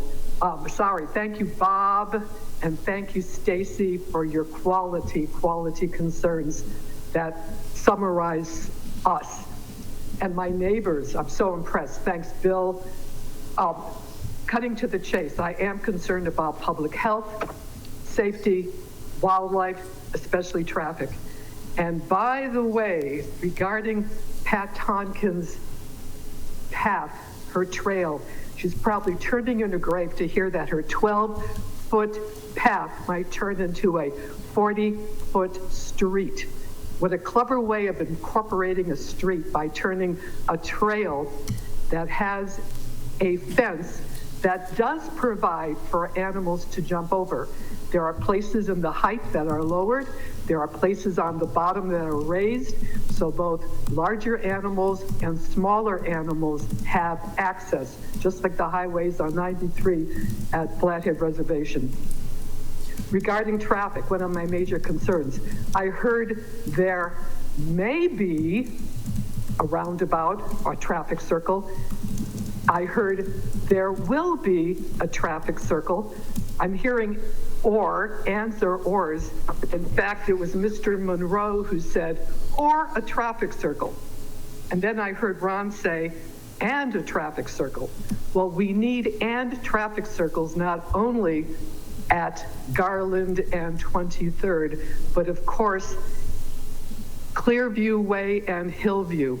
And regarding the Wild Root subdivision, currently we have the 175 apartments. There's going to be 24 more townhouses and 204 single lots on the Hillview subdivision, the Wild Root subdivision. That traffic study, which was printed in December of 2023, takes into no account any of those 3 phases of that development. Right now, there is no roundabout across currently. I even asked the construction guys, are you going to be building a roundabout? No, here it is, no roundabout. So we need a roundabout both front and back. Considering the Wild Root subdivision, there will be 403 single cars. Most people have 2 cars. So we're talking about maybe 700, 800 cars coming in and out of the Wild Root subdivision, 97 more cars, maybe 200 more cars coming in and out of the Meadow View subdivision. Traffic is definitely a concern for our safety. The 2 sites, and I thank my neighbors for voicing so eloquently my concerns, and I thank my council members, my neighbors, for voicing so well how serious this subdivision will affect our lives. Thank you. Thank you, Ms. Ashmore. Next public comment online is only the name Kyle. Kyle, are you able to unmute there?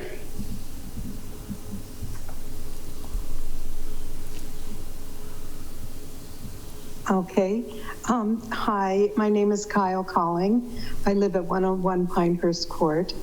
I'm still stunned from hearing the engineer say that 1,000 more vehicle trips per day. Clearview Way in Garland is a street that's maybe, I don't know, 1/3 of a mile long. And we have all these people that live along it. And that is so much traffic. And not only is safety an issue, but noise, pollution, everything else that goes along with that. And in my research, it looks like those of us who live along Clearview Way can expect a 10 to 20% minimum reduction in the value of our homes because of the amount of traffic that will be on our street. I also would speak up for people, seniors, and people who have disabilities. There's probably somewhere around 1/4 of the population each. There is some overlap. So let's say 1/3 of the population need adapted or easily adaptable housing. Where is the plan for that? And finally, I want to talk about the wildlife issue some more, because in the plan that we looked at the beginning, it said wildlife wasn't an issue. And you've heard from all of us saying that wildlife is a significant issue. That is intensive deer habitat, fox, bobcat, and we already have probably 3 deer every day in our yard. One morning when we were taking my granddaughter to preschool, there were 3 dead deer along Hillview Way. It's going to be a slaughterhouse for deer there. That is prime deer habitat.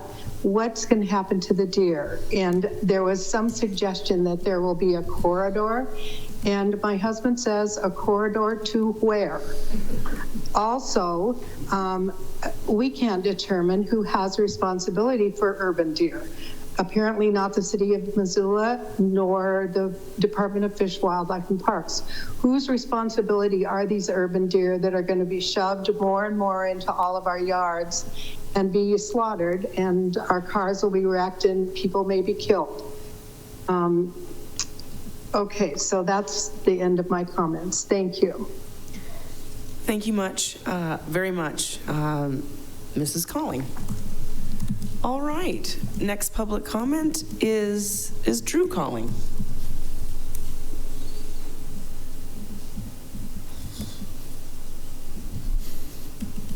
Not sure if this is the same household, but Drew, are you able to unmute there? There we go. Yes, so I just wanted to comment also on the wildlife. You opened this meeting speaking about stewardship of the land, and this is not good stewardship. Thinking about the quality of life, with the design of the buildings and the homes that Missoula, and someone also brought up kind of around Pleasant View too, but in this area, these are like rabbit hutches for people to live in. There's no quality of life there. And these are permanent decisions that impact generations to come. And when we think about good stewardship, I'd also like to talk about that we owe something to the wildlife that we co-inhabit this land with, and who's speaking for them. I mean, in our area, it's a regular occurrence to see dead or wounded deer, you know, on the side of the road. And there's no one to call when you have a wounded deer roaming the area. And that's becoming a more and more common occurrence. I also would like to say, too, with the foxes in our area, you know, we've lived in this area for, you know, 30 some years.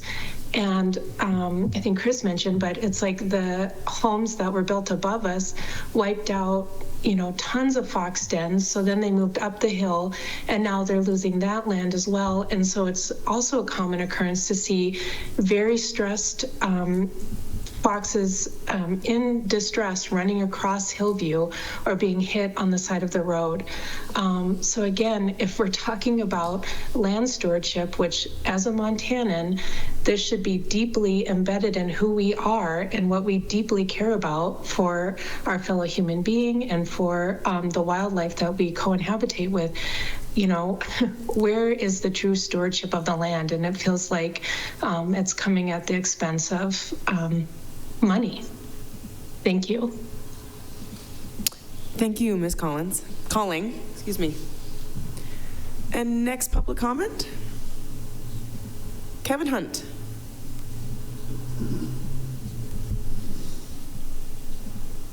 Okay. Am I unmuted now? Yes, you are. Okay, thank you. Yeah, my name is Kevin Hunt. I live on Parkside Lane, over in here in Ward 1 up the Rattlesnake. So I don't have a direct personal interest in this, but as a person who grew up here in Missoula from grade school through college and everything, I feel that I have an interest in it as a Missoulian. And this seems to be kind of a continuation of some other things that have been very concerning to me lately. One of which is we seem to have more and more development in areas which are already very prone to great difficulty in the event there's a need for the neighborhoods to be evacuated in the event of a fire or some other disaster. And with the various impacts looks like are going to occur with traffic just in normalcy, under state of normalcy, in this particular development, I would hope that you would be paying attention to that, because trying to evacuate under the best of circumstances, trying to evacuate people under ideal circumstances, which won't be the case, by the way, is an extremely difficult thing to accomplish. Imagine doing that from, you know, we're the hub of 5 valleys. Imagine doing that from 5 valleys. So I think this whole new urbanist concept of jamming density everywhere is greatly mistaken. The only thing I would conclude with is this: that with regard to the lady who discussed the geology, I remember I think I was in the 8th grade when University of Montana geologists were warning the city and the county not to allow developments in Lincoln Hills and not to develop the South Hills. And they predicted exactly what has happened in both areas. So when people with expertise like that, a nice woman had, come up and tell you something like that, I hope that it gives you pause. And I hope that you'll look into it. Thank you. Thank you, Mr. Hunt. Other members of the public online wishing to make public comment on this agenda item this evening? Not seeing any hands raised at this time. All right. Looks like that might conclude our public comment on the recommended motions. So we will go ahead and close the public hearing and bring this back to City Council parliamentary debate, which is an opportunity for additional questions or comments. So, Mr. Campbell. Yes, thanks, Madam Mayor. This might be a Mr. Monroe question here. Just following up on a concern that was brought up regarding Elk Hills Court and the 32-foot width of the street there that was presented to us from public testimony. Could you give an indication of that particular street, how it interfaced with the street that would meet up with the new subdivision, and in terms of total number of build-out units that would service that street? Is that typical or atypical of a street, of a traffic capacity or trips per day, so to speak, for a street of that size, for a neighborhood like that? Or keep giving other examples, perhaps around town, of a similar situation? Yes, thank you. So yeah, our typical street section has gotten larger over the years. So the portion that would be in Meadow View is a 35-foot curb face to curb face width. That includes 10-foot driving lanes and 7.5-foot parking lanes. What we see in the existing Elk Hills Court was our previous width of 32 feet.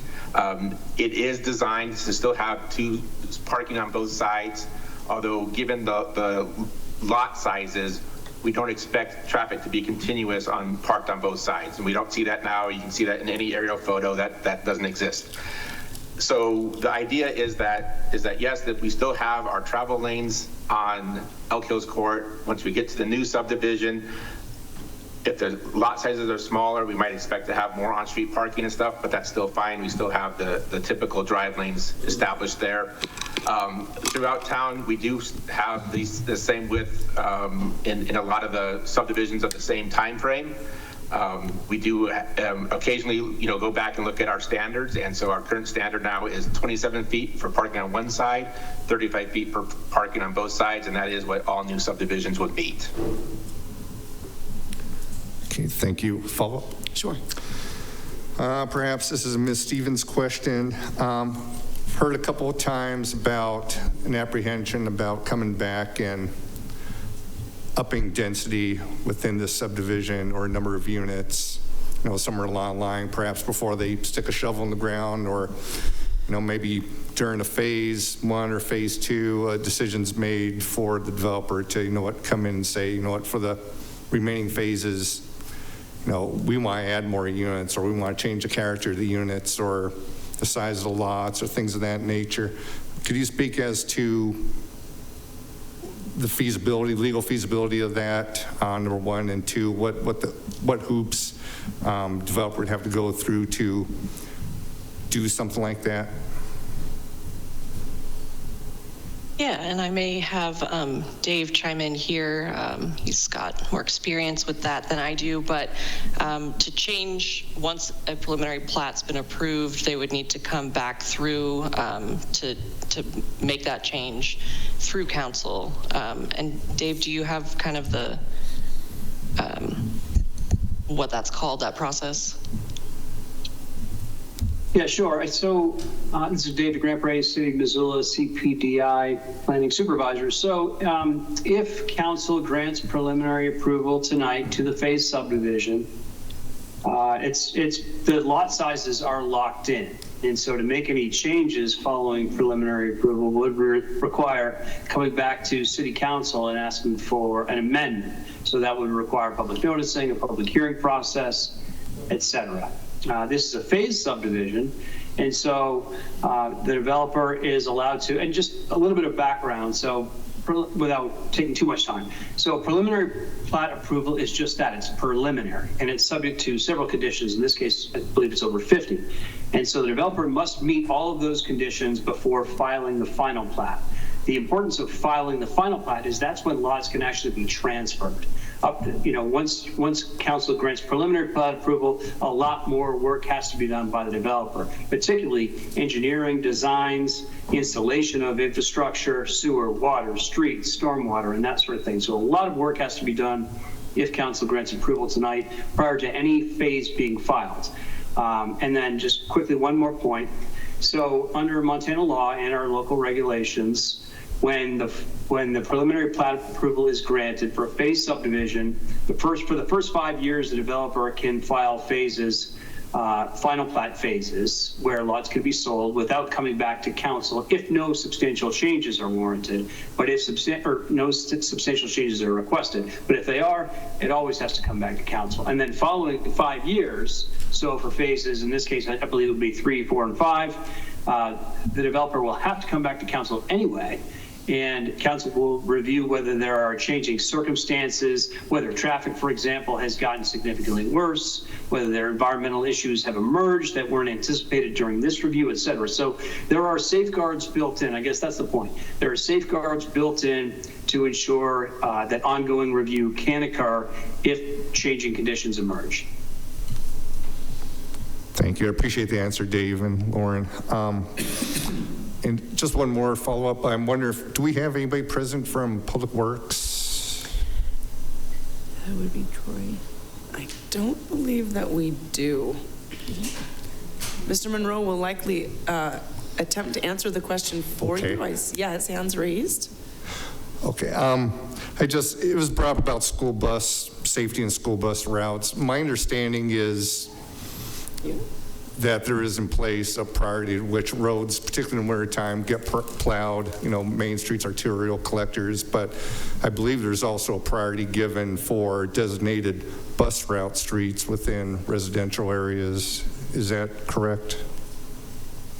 Yes, that is correct.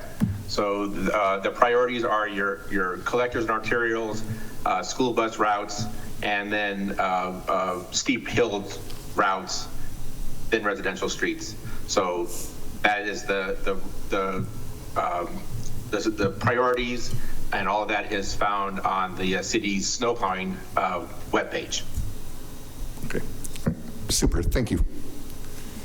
And I think that's all I had at this point. Thank you. Excellent. You bet. Thank you, Mr. Campbell. Thank you, Mr. Monroe. And Councillor Nugent. Thank you, Mayor Davis. Bob asked a couple of my questions. Thanks, everybody, for your comments, trying to get a few more of your questions answered. Troy, can you speak to what adequate means for the traffic study? There was a public comment that was concerned that adequate was somehow not an adequate answer during a traffic study. So I'm hoping maybe you could provide a little more context around that. Yes, thank you. So when we look at if a street is adequate, we look at the capacity of the street. Local streets have capacity between 0 and 3,500 vehicle trips a day, collectors up to 7,000, arterials beyond that. We look at then what do those streets, what kind of intersection control do they have? In this case, both Garland at 23rd, Clearview at Hillview are two-directional stop controlled.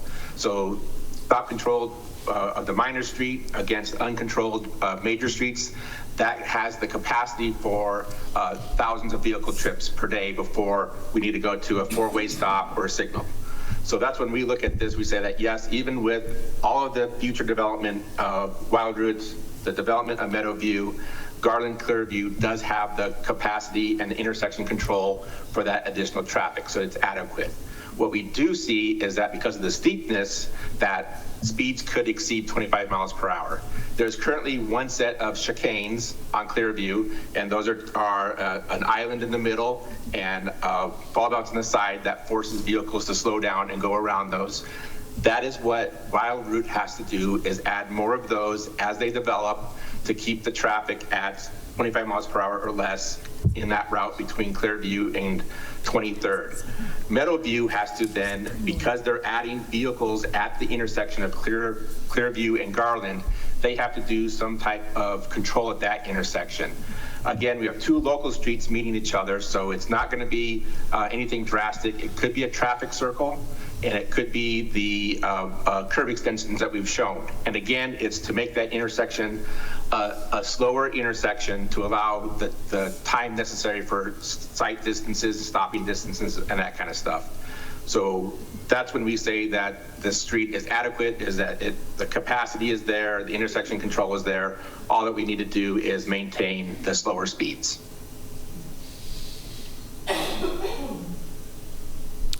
Appreciate that. There was also a question about the Tonkin Trail being turned into a street. I just want to make sure I'm not looking at the map incorrectly, because I was not under the impression that's what was happening with that trail space? No, I do believe we have Parks and Rec here that could answer that, but I know the answer is no. It's going to remain a trail. It's going to have trail improvements on it. No, there's no idea to change that to a street. Perfect. Thanks. Good. Appreciate you asking that clarifying question. Thank you. All right. Councillor Anderson. Thanks so much. I tried to go through all of my notes and get my questions down to a succinct few, and appreciate some folks already asking those. I think if I understand correctly on the Tonkin Trail, it's just being widened and graded to hopefully be more accessible is what I think the changes are being proposed. Looking to Mr. de Grand Prix, I think I see his head nodding. Yes, it is. Okay, confirmation that was what is the case. So, great. And we've heard several folks talk about wildlife, the concerns with wildlife, habitat, corridors, and things like that. How do we mitigate for that in when we take into consideration the requested application from a developer? I don't know if that is for either Mr. de Grand Prix or Lauren. Dave, do you maybe want to field that one? Yeah, sure. I think it really depends on the location of the property, and the significance of the habitat, what types of species might be involved. So it's, as usual, it depends, okay? So in this particular instance, this is a property that is surrounded by development. And typically, when we think about, or when I think about it as a planner, I think about wildlife. I think about, like, are there endangered species? Are there threatened species? Are there kind of key species? Are there movement corridors, winter habitat, prime winter range, and that sort of thing, that exist on a property or in the general area. We always consult with Montana Department of Fish, Wildlife, and Parks. Early on in the subdivision process, we send out letters, or actually have the developers send out letters that we monitor to Fish, Wildlife, and Parks to inform our decisions. We're not wildlife biologists, we're not wildlife experts, but so we request comments from the people who are. And in this case, Lauren, please correct me if I'm wrong, but I believe they said essentially this is kind of an island. This property is an island. Yes, it provides habitat today, but it's an island of open space that's surrounded by development. It does not represent critical key, type wildlife habitat, as opposed to something like a migration corridor for elk or for deer or for other kind of lynx or something like that, threatened or endangered species. So in a case like this, I know there's been a lot of talk about intensification of land use and residential development. Sorry if I'm using kind of planner-esque words, but what I'm saying is, if we don't meet the demand in a place like this that's surrounded by residential development, if we don't meet the demand for housing here, where do we meet it? Does it go out into more rural areas where wildlife habitat is more pristine, is more provides a greater kind of value? So anyway, these are trade-offs that we always think about. But ultimately, it comes down to consulting with the experts. Again, they told us in this case there wasn't a great concern.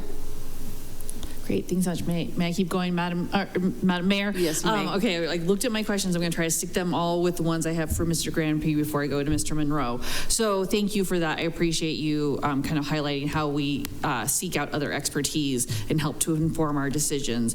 I guess, Lauren, when you started the presentation, you talked about the petition criteria that was met, the petitions that were received, and the verification process, but then we heard some concerns from public comment that they felt that was different. If you could walk us through kind of what criteria you used and why potentially your number and their number might be different. Yeah, absolutely. So when I received the petition, what we look for is that the owners that signed are first within the 150 feet of the subject property. That's the radius that they need to be within. And then I check through the Missoula County Property Information System that all owners that are listed on there have signed for that address. So there are several on here that I know are within The radius, they do have one of the owners, but they're missing one or more signatures from the other owners. So that's probably where the discrepancy is of the number. I did kind of recheck as we were listening to comment, and using Mr. Birch's signature as well as who submitted it, that would bring it up to 10 signatures out of the 49, which is still just a 20%, so we're not at 25, but yeah, the discrepancy is generally there's a few that just don't have all of the owners that have signed. Great, thanks so much. Just two more questions for Mr. Grand Prix and Lauren. We've heard in public comment, and I think that this is one of the biggest misconceptions that we deal with on City Council in terms of like what is our decision-making space and what criteria are we legally allowed to use to vet these particular types of projects. And so, you know, there's been concerns about, you know, just the human element that this development and other development across the city has to the existing folks who live there.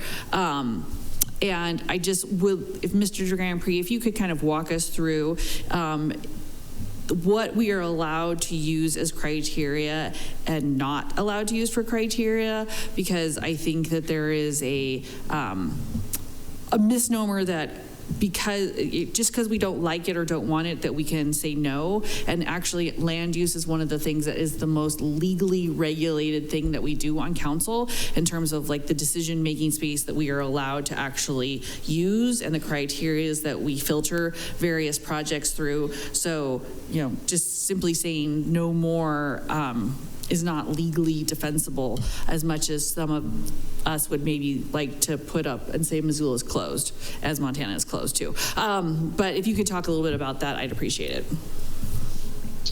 Sure, Councilor Anderson. Thank you for the question. Dave DeGrand again. You know, I don't want to go too long-winded, but I'll just say that Montana law is very clear on what the review criteria are. For, in this case, we have two different issues. We have a rezoning and we have a subdivision. And so Montana law provides very specific pathways for reviewing both of those requests from a developer. So again, this is private property owners who are requesting approval essentially to rezone the property and to subdivide the property. But taking, you know, kind of a step back, really, we have to focus on the plan. So we do a lot of planning at the city of Missoula. Montana law encourages municipalities as well as counties to actually plan out where they want to grow, how they want to grow, what types of land uses, what types of intensities, densities, these types of things. And the city of Missoula does, I think, a pretty solid job, a very solid job of that. We think through, just right now, we're going through an update to our long-range plan, the land use plan. And so, but in this case, back in 2015, Missoula City Council, after an extensive process, adopted what was then called the growth policy, is now called the land use plan under Montana law. And the city decided that that this property specifically was appropriate for residential land use at a density of 3 to 11 dwelling units per acre. All right, so that's the general picture. But then from there, you know, we develop zoning. We develop, and the city of Missoula has very extensive zoning that will help to implement that growth policy land use designation. One of the zoning designations that the city has deemed appropriate for this property through an extensive public process is residential development at 5.4. It's RT 5.4. So the developer now is coming in with an application to subdivide the to rezone and subdivide the property that is in compliance with those rules that have been adopted by the city. And so, yeah, we have specific criteria. So state law provides us, as Lauren went through with the proposal, impacts on agriculture, agricultural water user facilities, impacts on local services, public facilities, public health and safety, wildlife, and wildlife habitat. And so we evaluate the proposal under each of those criteria. And as you see in the detailed staff report, provide findings of fact and then conclusions of law for your city council's review. So it is a legalistic process, but it's one that starts in the big picture. It's one that starts up high with the plan. And then we work down through all the specific criteria as I just described. So I know that was kind of a long-winded answer. I hope it was fairly direct, but anyway, would be happy to answer any follow-ups. Okay, don't mean to monopolize the questions, but I have a few more. Is that okay, Madam Mayor? You bet. All right, you all can, give me the hook sign. So I appreciate that answer, Mr. de Grand Prix, and you're right. We are doing both a rezone and a subdivision approval today. We are not legally allowed to condition rezones. Currently, the zoning for this parcel of property is 1 house per 40 acres.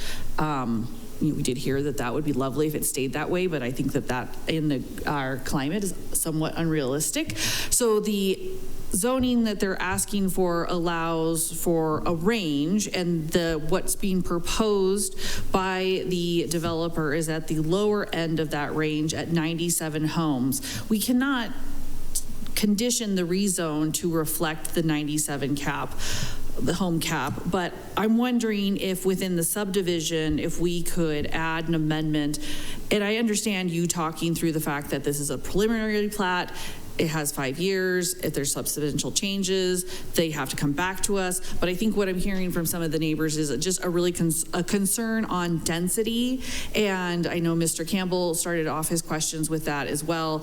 But I'm wondering if within the subdivision approval amendment, which is the final one, if there could be if it would be acceptable, legally defensible to add in, something to memorialize the intent for the 97 single-family home cap.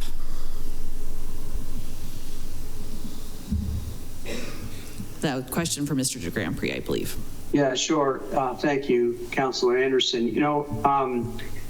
The lots, so let me think here. The lots are of a certain size and can only support so much development. You also have setbacks that are mandatory under the current zoning. You have land uses that are allowed under the current zoning, so it's only residential development, basically single family or duplex type development. Now, the legislature has been making, in the last legislative session, the Montana State Legislature has made it easier to develop things like accessory dwelling units or duplexes on houses. Basically, the legislature is telling cities and counties, cities in particular, that we need to densify, that we need to make it easier to develop residential development, or to make residential structures, additional homes, especially in cities. So, but essentially the 97 lots would be, that's what council would approve, and council wouldn't be approving anything different without additional public review and comment. But I can't tell you with a straight face that only 97 homes would be developed, because accessory dwelling units are allowed on single family lots, and also duplexes are now allowed on single family lots. This is the work of the Montana State Legislature, and that cities have to adopt. However, they still have to meet setback requirements. They still have to meet our street, for example, every lot needs a street tree. And so, there are other parameters. So development's hard, especially infill development. We're not looking at a flat sheet of paper. We're not looking at a flat site. There are, extenuating factors throughout. Well, it's messy, in other words. But what I can tell you is 97 lots is the maximum number that would be created in this subdivision. It could be fewer if they can't meet all of the conditions. And on the other side, some additional, a duplex or an ADU could be allowed if they can meet the other development parameters. So it's imperfect. It's not set in stone, but you're looking at roughly 97 single family lots. And, I guess that's where it is.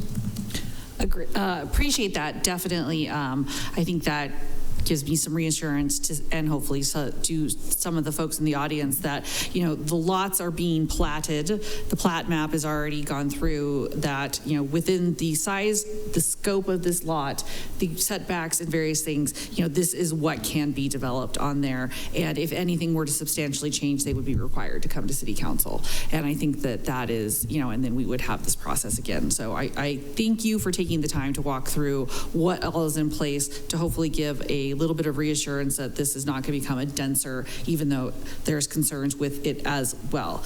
I have 3 questions for Mr. Monroe. I'll ask them all at the same time, and then I'll be done. Okay, sounds great. Okay. Mr. Monroe, you're on. Yes. All right, we see you. I'm just trying to basically make sure that all the questions that were brought up by the comments are being asked. So, Mr. Monroe, very quickly. Crosswalk signage on Hillview, making that more accessible, and kind of what is the criteria on that? What is the intersection, at the concerns about the intersection of Garland and 23rd and bulb outs when it is already difficult to be able to see and merge into traffic onto 23rd? And then if you could address the comments about the grading and the soils, and see if there's something in terms of topography that you could compare this to. Is this similar to Mansion Heights, Elk Hills, where it already is? Just for us lay people, and mainly also, mainly just discuss how we judge the soils and what can be built there. And then I will be done. Thank you for your time and allotment of asking all my questions. Thank you. Mr. Monroe. Okay. Yes, thank you. So crosswalks, they are implemented by the city's traffic safety team. So if there were crosswalks on Hillview Way at Clearview and the Rymel extension, they will be installed. We are just finishing the Rymel improvements related to the apartment buildings. So if they weren't in there, they might be coming. We do know that the Wild Root subdivision is responsible for improving Hillview at phase 3, which is the first phase of single-family homes that will include left turn lanes installed on the southbound of Hillview at both Clearview and at Rymel. And with those come new striping in coordination with those improvements. So those improved crosswalks will come as the amount of traffic increases at those intersections. We do not propose bulb outs at the intersection of Garland and 23rd. The example of the bulbed out intersection was at Clearview and Garland, and that's for the transition there of the new entrance coming out of Meadowview Homes. We do want to have chicanes or other type of traffic calming within Garland and within Clearview to keep traffic at 25 miles per hour. We do follow a national standard called AASHTO when looking at site visibility triangles. That takes into account the traffic on your cross streets, the slope of the road, and so those site triangles are designed specifically for the speeds and the traffic volume to allow safe entrances. We heard comments of the opposite side of Garland Street on the far side of Clearview. Fences do get installed without permits from the city, and when that occurs, my team does go out there and takes measurements, and we do have fences removed that are in the site visibility triangle. We do not allow any fences that do come through the permitting process to impede on that site visibility triangle. That's an absolute. So we will ensure that all these new intersections do meet the national standards for site visibility stopping distance.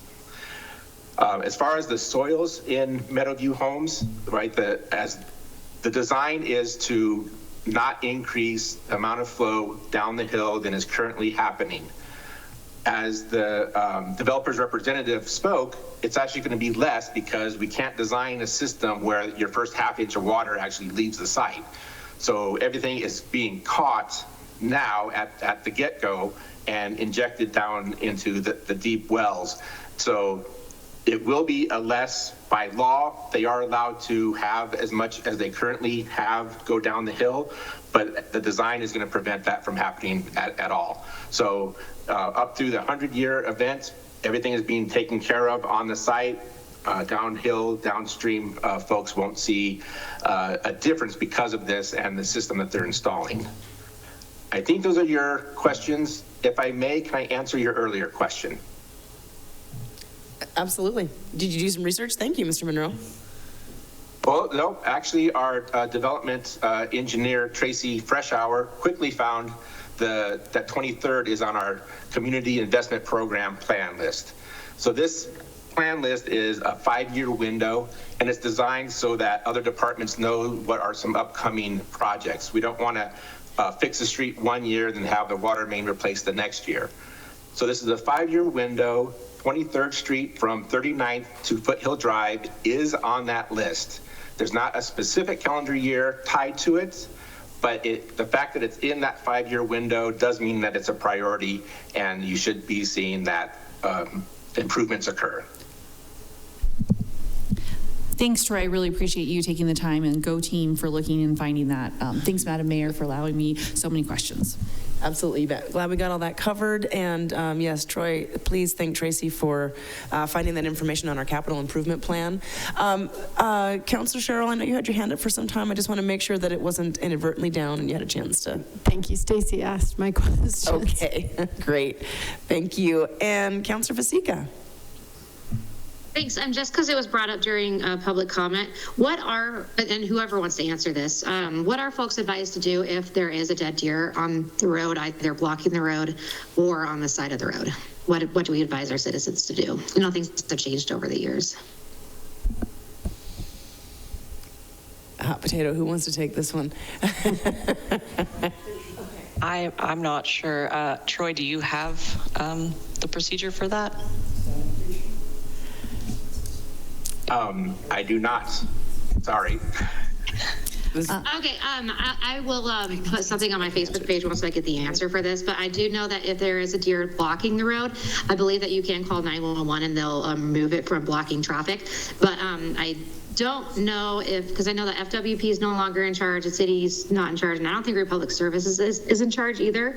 So I know that this has been a weird issue for the past few years. So I just wanted to let the public know that I'll try and find out that answer and get it out to everybody. Thank you, Councillor. And Councillor Anderson? The Republic part that Ms. Vasecka brought up would be new to me, but my understanding is if you see a deer that is, and Mr. Campbell will be able to correct me on this, is obviously gravely injured but still alive, you can call 911 and MPD will come out and take care of the situation and humanely try to take care of the situation. If the deer is dead, the side of the road, I think you can call the Public Works and PD, but no, thank you. Not, and the animal control. But animal control is very overstretched for what their capacity is. But if they have the ability, they will come out and help. The main thing is you're supposed to put it to the side of the street. I feel Ginny back here. And Republic Services will pick it up on your previously scheduled or your current schedule. And this is the last time I checked and answered this question for a constituent was to put it out with trash day and they will take care of it. None of it is great. I will admit. None of it is great. Exactly. Yes. Councillor Campbell. I can vouch for the part about deer being in a right-of-way that's a hazard. Police will come out, take care of it. If it's gravely injured, police will humanely, we use the word dispatch the deer. But as far as what happens to it afterwards or who collects. It has changed a little bit over time. Republic Services is a private company and their policy has changed over time as well. And there was, for the most part, when there is a deer that is deceased on your own property, then generally they do require it to be your responsibility. And so it is something that we recognize. And for your particular part of town, it's challenging, although I would say in every single one of our neighborhoods, urban deer is a challenge. And it's one of these issues that I would say an ongoing challenge for a community like ours, where we have many people that don't want to see deer hurt. Other people want to see deer cold. And so my recommendation would be, please don't feed them. They're lovely, but let's not make sure we lure more in. We do continue to keep this on our collective radar as a way to try and solve for it, but it's a very complicated issue. So I'm sorry, it can't be more straightforward. Mr. Monroe, your hand was raised, but it's down now. I just wanted to make sure if there was any information that you wanted to share there. Well, I just did a quick Google search, and the first thing sent me to the Urban Wildlife webpage. I don't know what department is in charge of this. There is a dead deer disposal section, and it does have that Republic Services no longer picks up the deer. The other things about calling 911 if it's injured or if it's a hazard is there. Otherwise, it says that you can drop the deer off yourself for free at the landfill, and there are private companies that would come and remove it from your yard for a fee. So that's where Google sent us. Appreciate you finding that. Thank you very much for that, Mr. Monroe. Are there other council questions or comments during this time? Yeah, I mean, I think council, I think questions are pretty wrapped up. We can move to comments, and Councilor Nugent, you want to kick us off there? All right, thank you, Mayor Davis, and thank you everybody for coming in. I wanted to address a couple other items that came up in public comment, and I really do appreciate Ms. Anderson and Mr. Campbell for asking a lot of questions that I think came from the neighborhood and their ward. Growth is a real tough thing for any community to deal with, and you see this all over the country. But I do want to just say out loud, the idea that if we don't build housing, people aren't going to come here has just been proven untrue time and again. And what happens is you end up with a housing shortage, and it pushes out people, especially in the rental markets, who can't afford to live here anymore. And so it's like the supply issue is a lot more complicated than making it seem like any development project that comes through is just inviting more people to come. I think there's a lot more that goes into it than that, but I really want to stress in my comments, and I feel like I bring this up every time we do a subdivision, but the city does not go out and search for people to develop land. The city doesn't put a call out and say, here's this privately owned parcel, please develop it, or please not, or please do anything. We have growth plans, we have zoning, we have policies that try and guide that, and we're also guided by state law. But at the end of the day, we are able to govern to an extent what people do on their private property. But there is case law all over the state and the country that limits how much we can overrule certain things or govern certain things without being able to cite findings of fact. And a lot of times when projects come to city council, it's the first time a lot of people have heard about it outside of the people who live right next to these projects. And that's really not the case. We heard the representative for the developer speak that they went through 4 applications before getting to the sufficiency standpoint where it could start the approval process, and that takes several years. There are a lot of projects that people come and bring to the city that the planning department reviews and tells them it doesn't meet sufficiency, and then it never gets further than that because the developer never chooses to go on. So I think that there's this misnomer that it gets to council and council just says yes, but that's not really how development works. Council approves zoning laws, council approves the subdivision regulations, and the state also dictates a lot of that. And then we task the mayor, who leads the administration, to have the staff review projects and basically determine if they meet our rules and regulations. And a lot of them don't, and that's why you hear a lot of frustration actually from the other side of the conversation, that it takes too long and it's burdensome.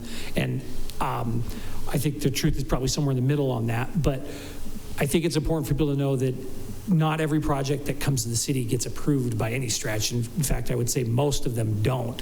It's just most of them get turned down well before they get to the point where they're even really public projects. But again, this is private property, and the city doesn't get to pick and choose what goes there. If we had unlimited open space money, that might be a different conversation, but we don't. And the reality is that this area is surrounded by developed neighborhoods. And often what we see happen is the neighbors that are already there don't like to see what comes next, and I don't blame them. I think this is one of the big things that's tough about growth. But there's people who have come up and given comment who live in the Clearview part of this neighborhood or the Elk Hills part of this neighborhood. And if you look back to when those projects came through, the infrastructure that was already around them, there were concerns, there were comments. It was the same sort of thing, and we do see that a lot in these projects. But I think that something that Mr. Grampy mentioned in one of his answers to Ms. Anderson is important for the public to know.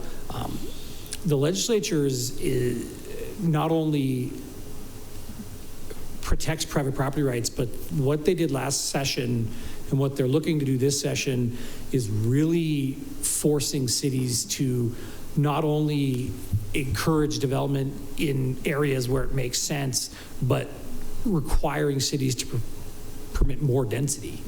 And that's something that once legislature says that we have to do something on that front, like townhouses or townhouse exemption projects or allowing duplexes in all single-family zone properties, we don't have a choice. We have to adopt that. And I think that is something for people to pay attention to at the state level as part of this conversation. But I think it's been interesting because for the first time in a while, we've been seeing some developments in parts of town that haven't seen it in a while.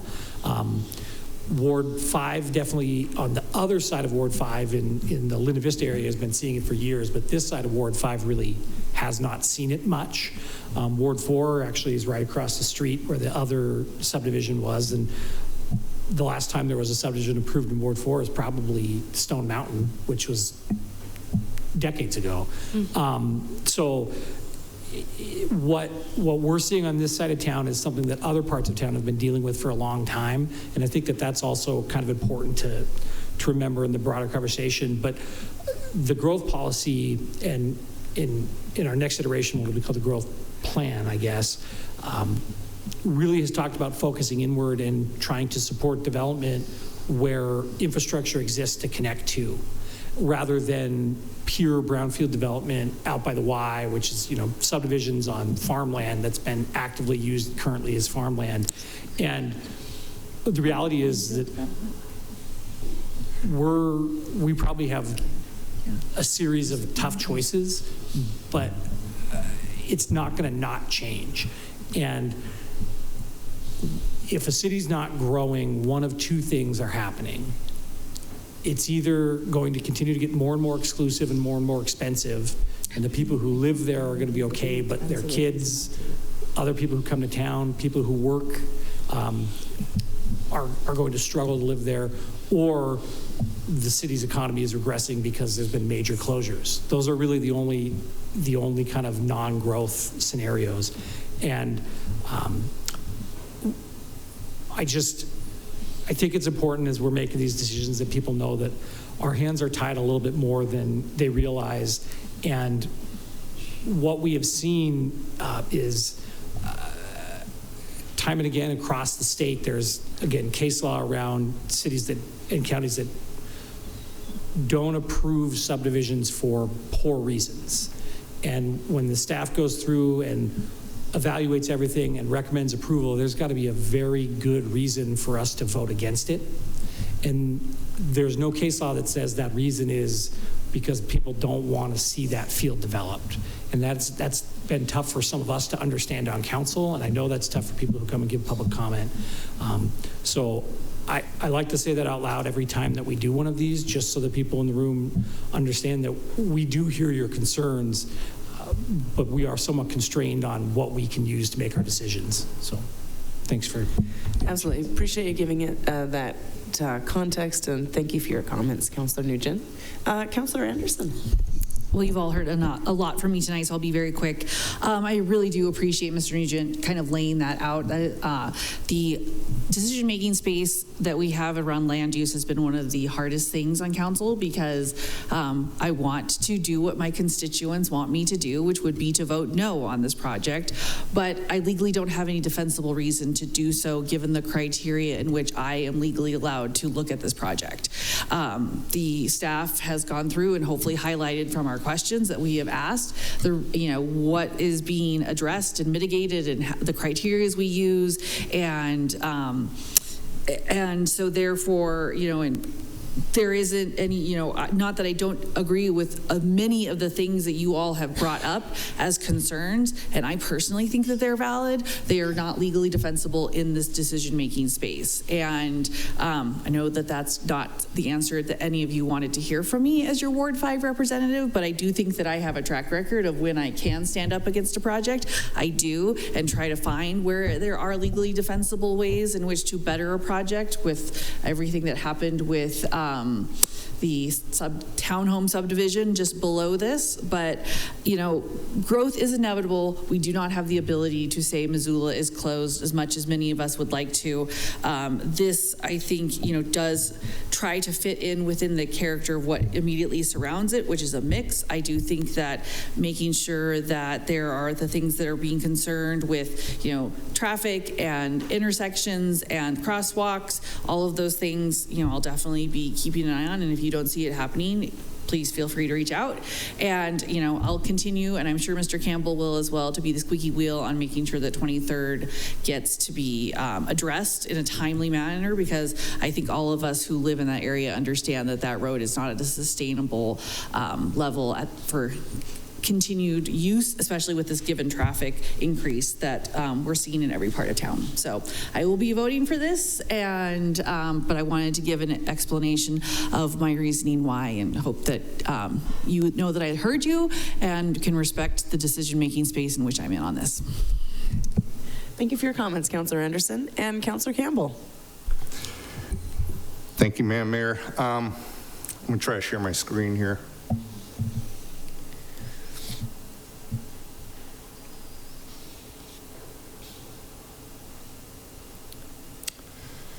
Okay, and I welcome you to everyone to a personal tour of my backyard.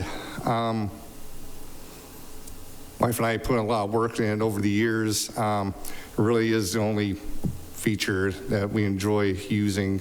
If you were to come visit our house, I live in a townhome. We're fortunate to live on an end lot in our townhome subdivision off Hillside Drive. We immediately usher everybody to the backyard because the house is so tiny, so maintained, so ordinary. It's like, come see the backyard before you even have a chance to go through the kitchen or anything else, even in dead of winter.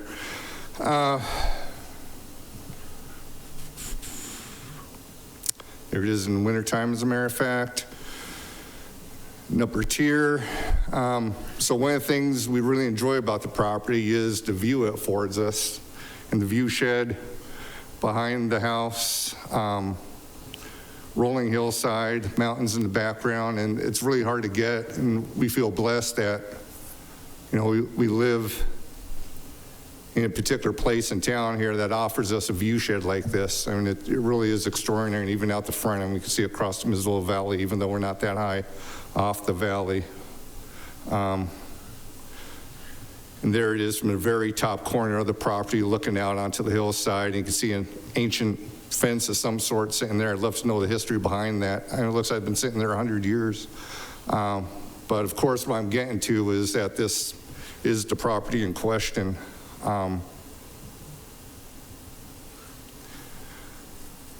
You know, I was first made aware of the subdivision almost 2 years ago. A developer came forth and held an open house up at Chief Sherrill School. I think it was around September of 2022, and I went up there, got notice as an adjoining property owner there, and went up there, and saw what was being proposed then, which is not all dissimilar to what's being asked for review and approval here tonight. In fact, I think there's a few less units now than there were then. But, you know, I looked, ever since the time of that proposal, in my mind's eye, just look at my backyard and the hillside and all that, in my mind's eye, I could see, you know, in that very northeast corner of that subdivision is where it abuts my property, you know, the homes, where they would be, you know, probably not much further than here to the wall, what that would look like, what that would sound like, compared to what's there now. And, you know, quite frankly, I don't like what I see in my mind's eye is going to be the future of that property there. You know, I've enjoyed seeing a lot of deer, a lot of wildlife. You know, this time of year, I'll show my grandkids deer over the fence there, and usually all you see this time of year is just the antlers going by. You can't really see the deer itself. The grass is so high.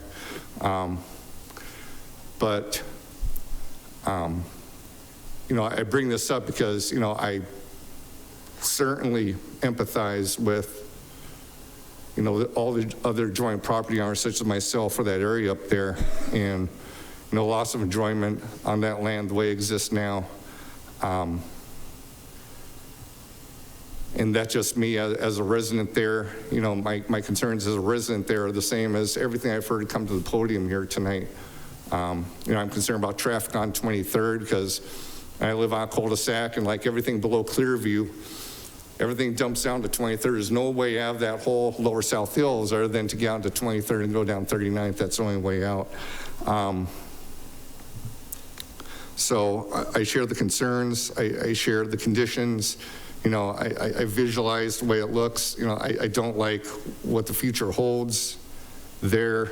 But at the end of the day, you know, I have to be, you know, Councilman Campbell sitting here right now. And with that comes the obligations that were so accurately described by my counterpart, Mr. Nugent and Ms. Anderson. And there are certain legal requirements we have to abide by with review of, first of all, the zoning amendment.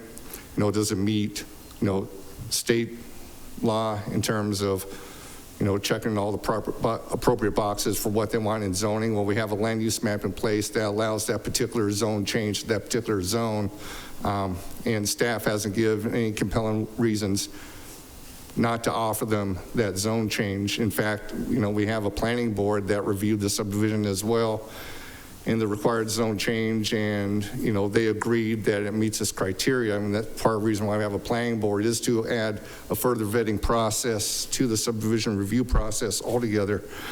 The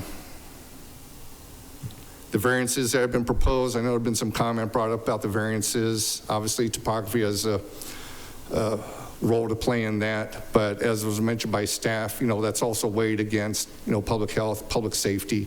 If there's going to be additional costs to the public, and I think staff did a good job of laying out that these variance requests do not do those things. I have not heard from the developer, and is kind of a pet peeve of mine that came up before. The developer has come forward saying that they do not need these variances. So, you know, the variances in my mind, you know, make sense given topography and given what staff has said about, you know, the effects on health, safety, and cost to citizens in the adjoining area. So at the end of the day, you know, sitting here, you know, doing this particular job that I signed up to do,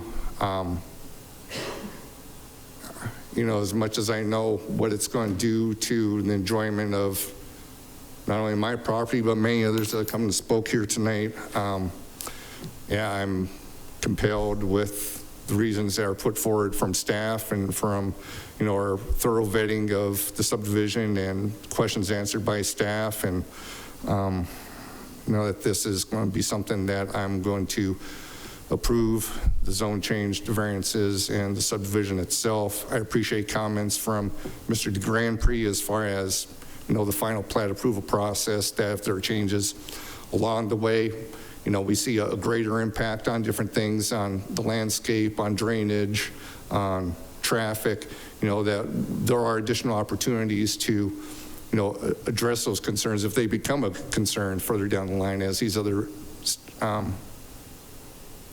phases come up for final plat approval. So I guess that's all I have. Thanks. Thank you, Councilman Campbell. Appreciate you telling the story that really articulates the tension, some of these decisions that that you have to make as City Council, that we have to make at the city. Are there any other council comments? And I'm seeing a hand raised still. Mr. Nugent, are you all concluded with your comments? Okay. Just seeing if there's any other council comments before we move to a roll call vote. All right. Not seeing any then. Ms. Trimble will go ahead and move to a roll call vote. And we do have several motions. We'll need to take these individually just to get those on record, although I don't believe we'll have any, I've not heard of any issues, but I do think for the record it's best to just take them individually. Can do. Let's begin with the first motion is to adopt an ordinance rezoning the subject property located at 4824 Clearview Way, beginning with Anderson. Yes. Becerra. Yes. Campbell. Yes. Carlino? No. Farmer? Yes. Jones? Yes. Nugent? Yes. Savage? Yes. Sherrill? Yes. And Vasecka? Yes. And that's 9 in favor, 1 opposed. Okay. Next motion, approve the variance request from Article 3 prohibiting dead-end or cul-de-sac streets for Princess Lane, beginning with Becerra. Yes. Campbell? Yes. Carlino? No. Farmer? Yes. Jones? Yes. Nugent? Yes. Savage? Yes. Sherrill? Yes. Vasecka? Yes. And Anderson? Yes. That's 9 in favor, 1 opposed. Continuing on, we have a motion to approve the variance request from Article 3 prohibiting block lengths exceeding 480 feet, beginning with Campbell. Yes. Carlino? No. Farmer? Yes. Jones? Yes. Nugent? Yes. Savage? Yes. Sherrill? Yes. Vasecka? Yes. Anderson? Yes. And Becerra? Yes. 9 in favor, 1 opposed. Next motion is to approve the variance request from Article 3 for the required right-of-way width of low-density urban local streets for internal subdivision roads, beginning with Carlino. No. Farmer? Yes. Jones? Yes. Yes. Thank you. Nugent? Yes. Savage? Yes. Sherrill? Yes. Vasecka? Yes. Anderson? Yes. Becerra? Yes. And Campbell? Yes. 9 in favor, 1 opposed. The next vote is a motion to approve the variance request from Article 3 to allow for 6-foot wide curbside sidewalk along portions of Elk Hills Drive and Princess, beginning with Farmer. Yes. Jones? Yes. Nugent? Yes. Savage? Yes. Sherrill? Yes. Vasecka? Yes. Anderson? Yes. Becerra? Yes. Campbell? Campbell? Yes. Sorry, apologies. Didn't hear. And Carlino? No. Also 9 in favor, 1 opposed. The next vote is to approve the variance request from Article 3 for some portions of the internal subdivision streets to exceed the 8% grade.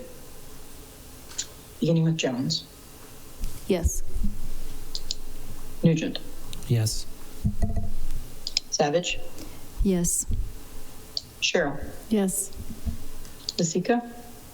Yes. Anderson. Yes. Becerra. Yes. Campbell. Yes. Carlino. No. And Farmer. Yes. Also 9 in favor, 1 opposed. Last vote. A motion to approve for approval of the Meadowview Homes Subdivision preliminary plat application subject to the recommendation or recommended conditions of approval based on the findings of fact and conclusions of law found in the staff report as amended in memo number 1 dated October 24th, 2024. Beginning with Nugent. Yes. Savage. Yes. Sherrill. Yes. Vasecka. Yes. Anderson. Yes. Becerra. Yes. Campbell. Yes. Carlino. No. Farmer. Yes. And Jones. Yes. Also 9 in favor, 1 opposed. Okay, thank you very much, Trimble. Ms. Trimble, that made it through all the motions. That item 5.1 then has been approved in totality, all the motions from City Council. I want to thank members of the public for coming down and being part of this public hearing. The really good questions were asked and asked by council as well and answered by the professional staff as well as consultants. Thank you very much for such a thorough application, making it through 3 rounds of comment by our team in order to get questions vetted. And again, I just want to recognize the challenge that growth is and for our community and the thoughtfulness that is put into the planning process. I will mention for the public that the city of Missoula is required to update our land use plan. The legislation that councilors mentioned this evening, that's Senate Bill 382. It was passed in the 2023 legislature. We were moving forward with an updated growth plan and development code, and so we have been able to continue moving forward with this. Our draft land use plan is open right now for public comment. I will say that we have had exceptional amount of public participation, and so much so that we've opened up another presentation to the public tomorrow evening. It will be held at the fairgrounds from 6 to 8 p.m. Our staff will be there to walk through the entire draft land use plan. The public comments included in the plan will be open, have been open this whole month. They're open until the 31st of October. And then that land use plan will come through the entire planning board and city council process. That land use plan is basically what replaces our growth policy. And it is something that has a long-term view of how our lands are designated and then how subdivisions and zoning fall out from that. I'm suggesting, requesting, and hope that you will be engaged with this. If you can't make it to the public meeting, all this information is on our Engage Missoula page. You just type into your internet browser Our Missoula and look up land use plan. There is an inordinate amount of information on there, but really quite an easy way to walk through the executive summary of the plan, the entire plan, and giving input on that land use map designation. So your input is incredibly valuable and needed, and so I thought it was an appropriate time now to make that public announcement. All right, thank you very much, everyone. That wraps up item 5.1. And we'll move on to our next item. If anybody needs a personal needs break, please feel free to just take that as you need it. And if that's okay, we'll just continue moving through the agenda if that's all right. We don't have any new business this evening, and so the remaining items on our agenda are our consent agenda and then the one item under regular business, which is setting a public hearing for the amendment to title 12.60. So with that, Ms. Trimble, I would ask you to please go ahead and read the consent agenda, make that available on screen for folks watching MCAT so we can see what items are on our consent agenda for a vote.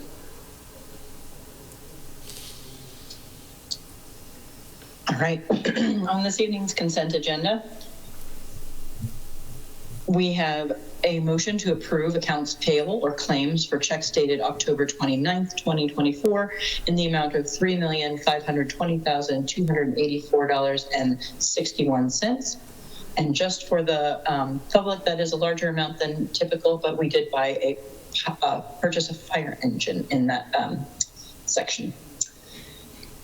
We have a motion to approve and authorize the mayor to sign the professional services agreement for Momont No. 1 lift station sewer main upsize at a cost not to exceed $110,517. We have a motion to approve and authorize the mayor to sign the professional services agreement with Morrison Marley for the SCADA project at the wastewater treatment plant at a cost not to exceed $66,400. And the final motion on the consent agenda is to approve a 10-foot wide underground easement across the subject parkland for existing and proposed fiber lines for the benefit of Lumen, and authorize the mayor to sign, and that is across the Bitterroot Trail. All right, thank you, Ms. Trimble. While you have the agenda on screen there, sorry I didn't catch you in time, but if you'll go ahead and just scroll down to the regular business item, just so it's on screen, I will go ahead and ask for public comment on the remaining items of our city council. So that's consent agenda and regular business 9.1 CB. So is there any public comment on items that are on the consent agenda or on the setting of the public hearing for amending municipal code 12.60? Come on up. My name is Kelsey Luno. I don't want to give my full address in public, but I can give that to you later. No problem. Okay, Madam Mayor and Missoula City Council, first of all, I want to say thank you for taking on a difficult and often thankless job. I know what it feels like. I've lived in Missoula County for the majority of the past 20 years, first as a student and firefighter and then a teacher, now a teacher. I want to stay here in this place that I love dearly. I'm here tonight to speak about the fact that I and many others in my neighborhood do not feel safe where I live, which is about a block away from the Poverello Center and next to the Broadway Island Park. Particularly since the pandemic, my neighbors and I have witnessed increased crime, filth, and hazardous conditions for people and the environment. We have had almost daily trespassing and drug use on our property, frequent noise disturbances in the middle of the night that sometimes last for hours. Residents and property management personnel have been physically threatened when they have asked for people who are trespassing to kindly leave. We have had costly vandalism and theft. We have experienced numerous explosions and fires close to our building and neighboring buildings due to urban camping. There have even been shootings and physical assaults in or next to our building, which can be linked to people who are staying in the POV or urban camping on the island nearby. I'm not saying that this represents the behavior of all unhoused. I'm sad and scared for the unhoused who are just trying to survive and also be respectful citizens of Missoula. At least I have walls to protect me. I'm concerned about my neighbors in the Bruce Blattner apartments who have disabilities. I'm concerned about the youth staying in a home nearby that may have left their own homes due to addiction, domestic abuse, and other afflictions, only to have it going on out their back door. So I know our housing crisis is complex and not easily solved. Mayor Davis, your words resonated with me when you posted an update on August 9th about the recent urban camping, I'm nervous. Recent urban camping ordinance. Quote, we appreciate your willingness to consider how every neighborhood can have a role in providing necessary shelter for those in need. Our goal is to lessen the impacts by creating smaller, less concentrated areas across the community where people can safely shelter. Whether the amendment to the urban camping ordinance passes or not, I know it won't make much difference unless it's enforced. Most issues I described earlier were going on well before this summer's ordinance, and this summer it seemed to get even worse. There have been signs that say no camping at the entrances to Broadway Island, but at least twice a year, the city, I guess that's time, but. That's okay, you can go ahead and wrap it up. You can finish your comments. The city spends thousands of dollars to clear out tons of garbage, needles, and refuse left over from campers. Please don't let these less advantaged areas shoulder the burden. And please consider our pleas for safety in the decisions you make. Thank you. Did I get your last name right? Meadow? Luno. Luno. Luhnow. Luno, thank you for your thoughtful and respectful comments. Really appreciate you coming down tonight. Thank you. Any other members of the public wishing to make comment on agenda item 8 or 9 this evening in the room? Not seeing any. How about folks online? Anybody online? And Mr. Hunt, I see your hand is raised. Please go right ahead. Thank you, Madam Mayor. Kevin Hunt, I live in Ward 1. With regard to the setting of the public hearing for the amendments to 12.60, I'll just kind of summarize what I said before the committee. The main point I wanted to stress was that making a criminal offense here out of violations, it still hasn't been explained how the police are not going to be too burdened to respond and do that when there's been this problem just dealing with non-criminal offenses. And I understand the issue with the ruling about it being a civil matter and this and that, but again, I don't see how this makes the job of enforcement any easier. But my main concern is this. What this is going to do is it's going to take an entire category of people, the most indigent people among us, and it's going to subject them to being convicted of a crime, but because it's not providing for a jail penalty, these people won't be entitled to assistance of counsel appointed to them. And the Supreme Court of the United States says they have a defense they can raise of necessity, and that's why they went ahead and overturned the Ninth Circuit, because these people have a defense they can raise of necessity. Many of them will. But they're going to have a hard time doing that without any legal counsel. And so what we've really done here, what you're about to do, and I know this isn't your intent, but we have to look at these unintended consequences. I think it's a very serious issue and probably one that'll be litigated at some point, to remove an entire category, a class of people, which happens to be defined primarily by poverty, and subject them to criminal penalties when they're for existing survival camping, and then making it impossible for them to know how to preserve and a defense and raise a defense properly and this and that. And so it's inequitable. It's not fair. I think it might be a due process violation. I think it might be an equal protection violation, but in any event, and maybe a right to dignity violation. In any event, I don't think it's appropriate to single out an entire class of people based upon their defining characteristic of poverty, subject them to an increased penalty that would make them criminals, and then at the same time do it in such a way that you're going to deprive them of the right to counsel they need in order to be able to raise the defense. Thank you. Thank you, Mr. Hunt. Other members of the public online? Okay, I'm not seeing any. That looks like it does wrap up our public comment on those items.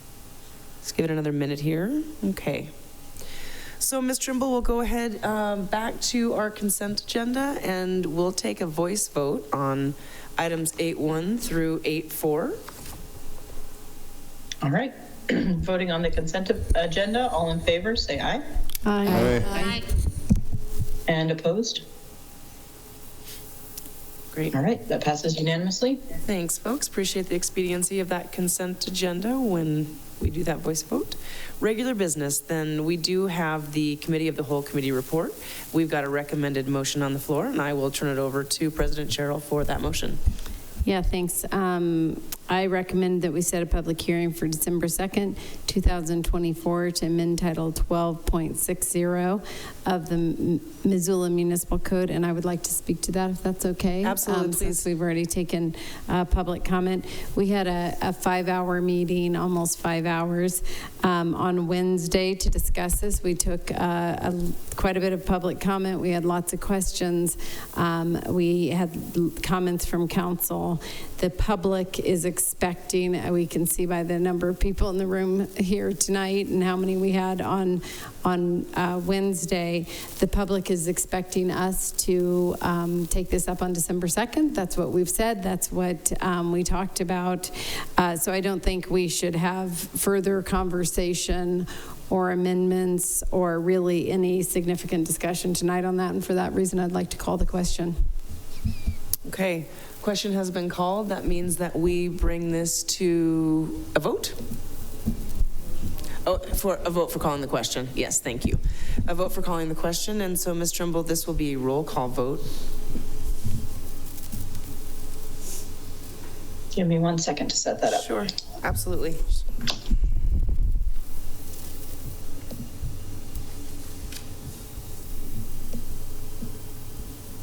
All right.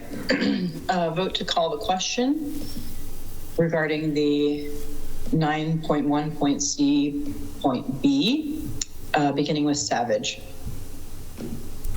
Yes. Sherrill. Yes. Vasecka. Yes. Anderson. Yes. Becerra. Yes. Campbell. Yes. Carlino. No. Farmer. Yes. Jones. Yes. And Nugent. Yes.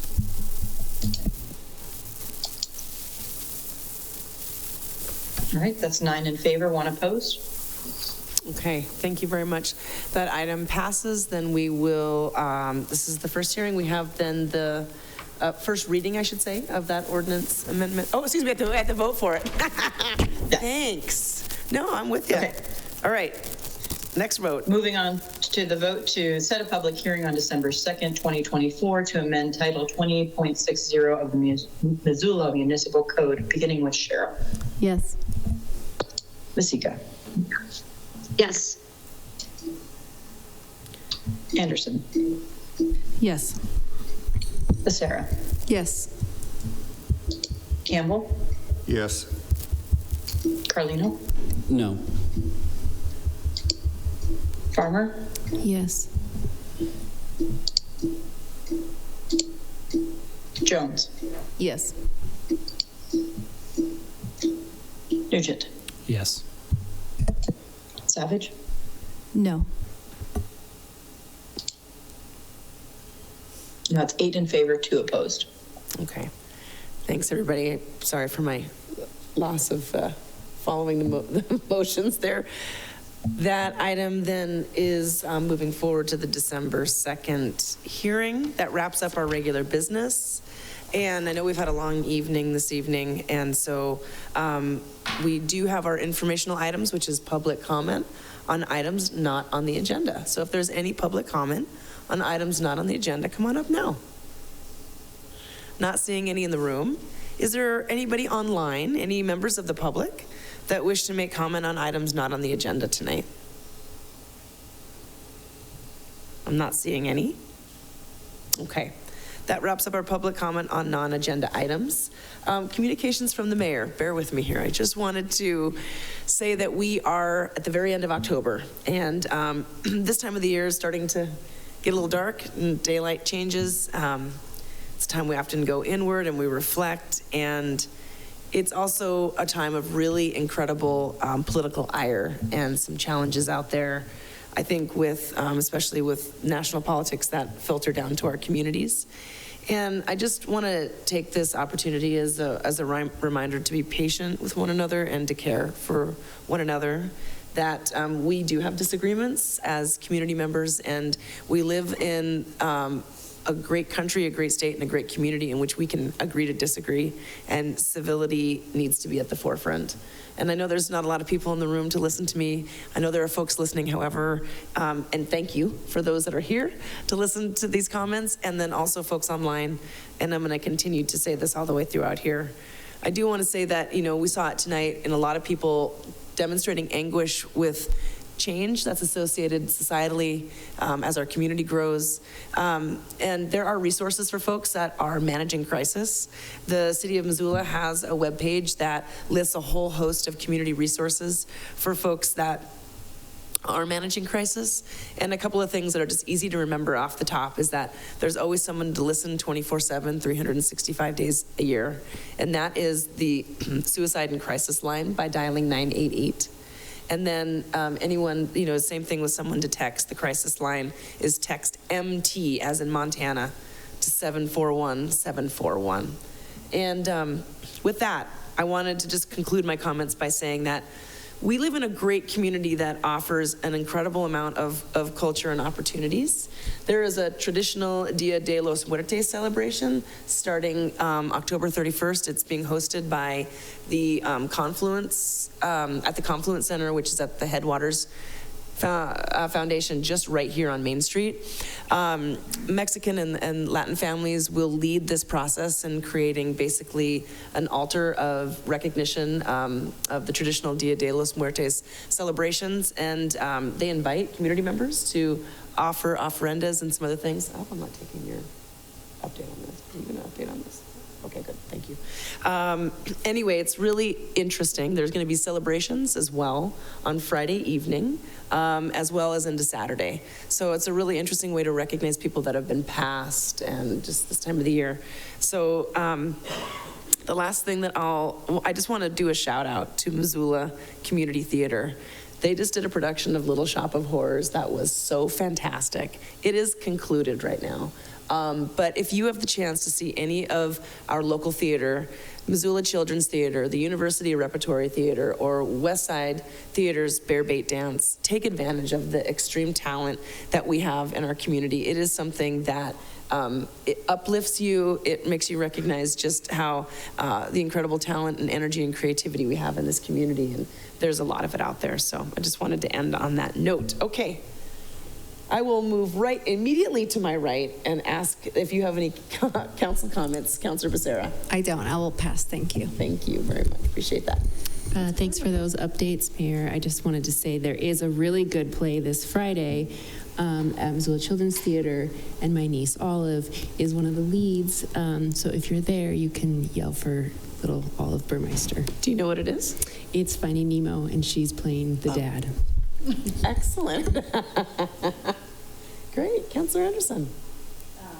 Yeah, just really quick, thanks so much to my colleagues for allowing myself and Mr. Campbell to ask the questions. I think we were trying to demonstrate to our constituents that we do hear them, and we, share their concerns, and it made for a little bit of a longer evening, but appreciate that. Land use is always a very contentious thing, and it's often difficult when you try to do the right thing for the right reasons, and trying to convey that is not always easy, especially in extenuating circumstances like land use.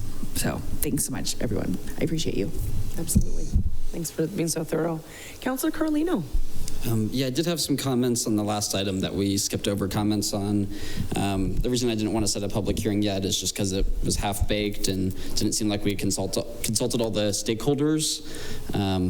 But without getting too much into it before the public hearing, I just wanted to point out that none of this ordinance would be possible, or the implementation would not be possible, if it wasn't for Donald Trump's presidency and how he appointed the Supreme Court, which overturned Martin v. Boise and Johnson versus Grant Pass. And if those weren't overturned, then this ordinance wouldn't even be constitutional. So because of former President Trump and the far-right Supreme Court's decisions, you all are able to pass ordinances like this.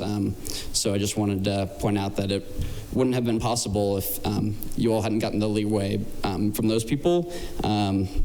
And I just think it's not right to take away human rights like the Supreme Court recently did, and the way that council is now taking advantage of those newly lost rights.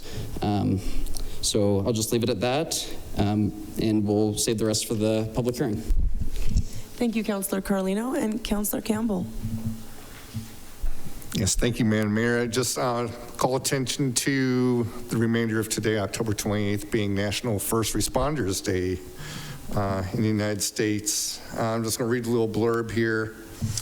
Congress designated October 28th as National First Responders Day in 2017. The day honors paramedics, EMTs, firefighters, police officers, and 911 operators who answer the call when a crisis arises, often putting their own lives on the line. Serving as a National Day of Gratitude, National First Responders Day pays tribute to their services, to their communities, and honors fallen first responders. And just say with the time that's left, and today, October 28th, just, hopefully as a community, we just be mindful of the service of our first responders here in Missoula, from our 911 dispatchers across in the basement of the courthouse to our police officers, Missoula Police, University Police, Sheriff's Office, to our fire department, both city and rural fire departments, and as well as our EMTs and MESI and all those folks that, serve us 24 hours a day, 7 days a week,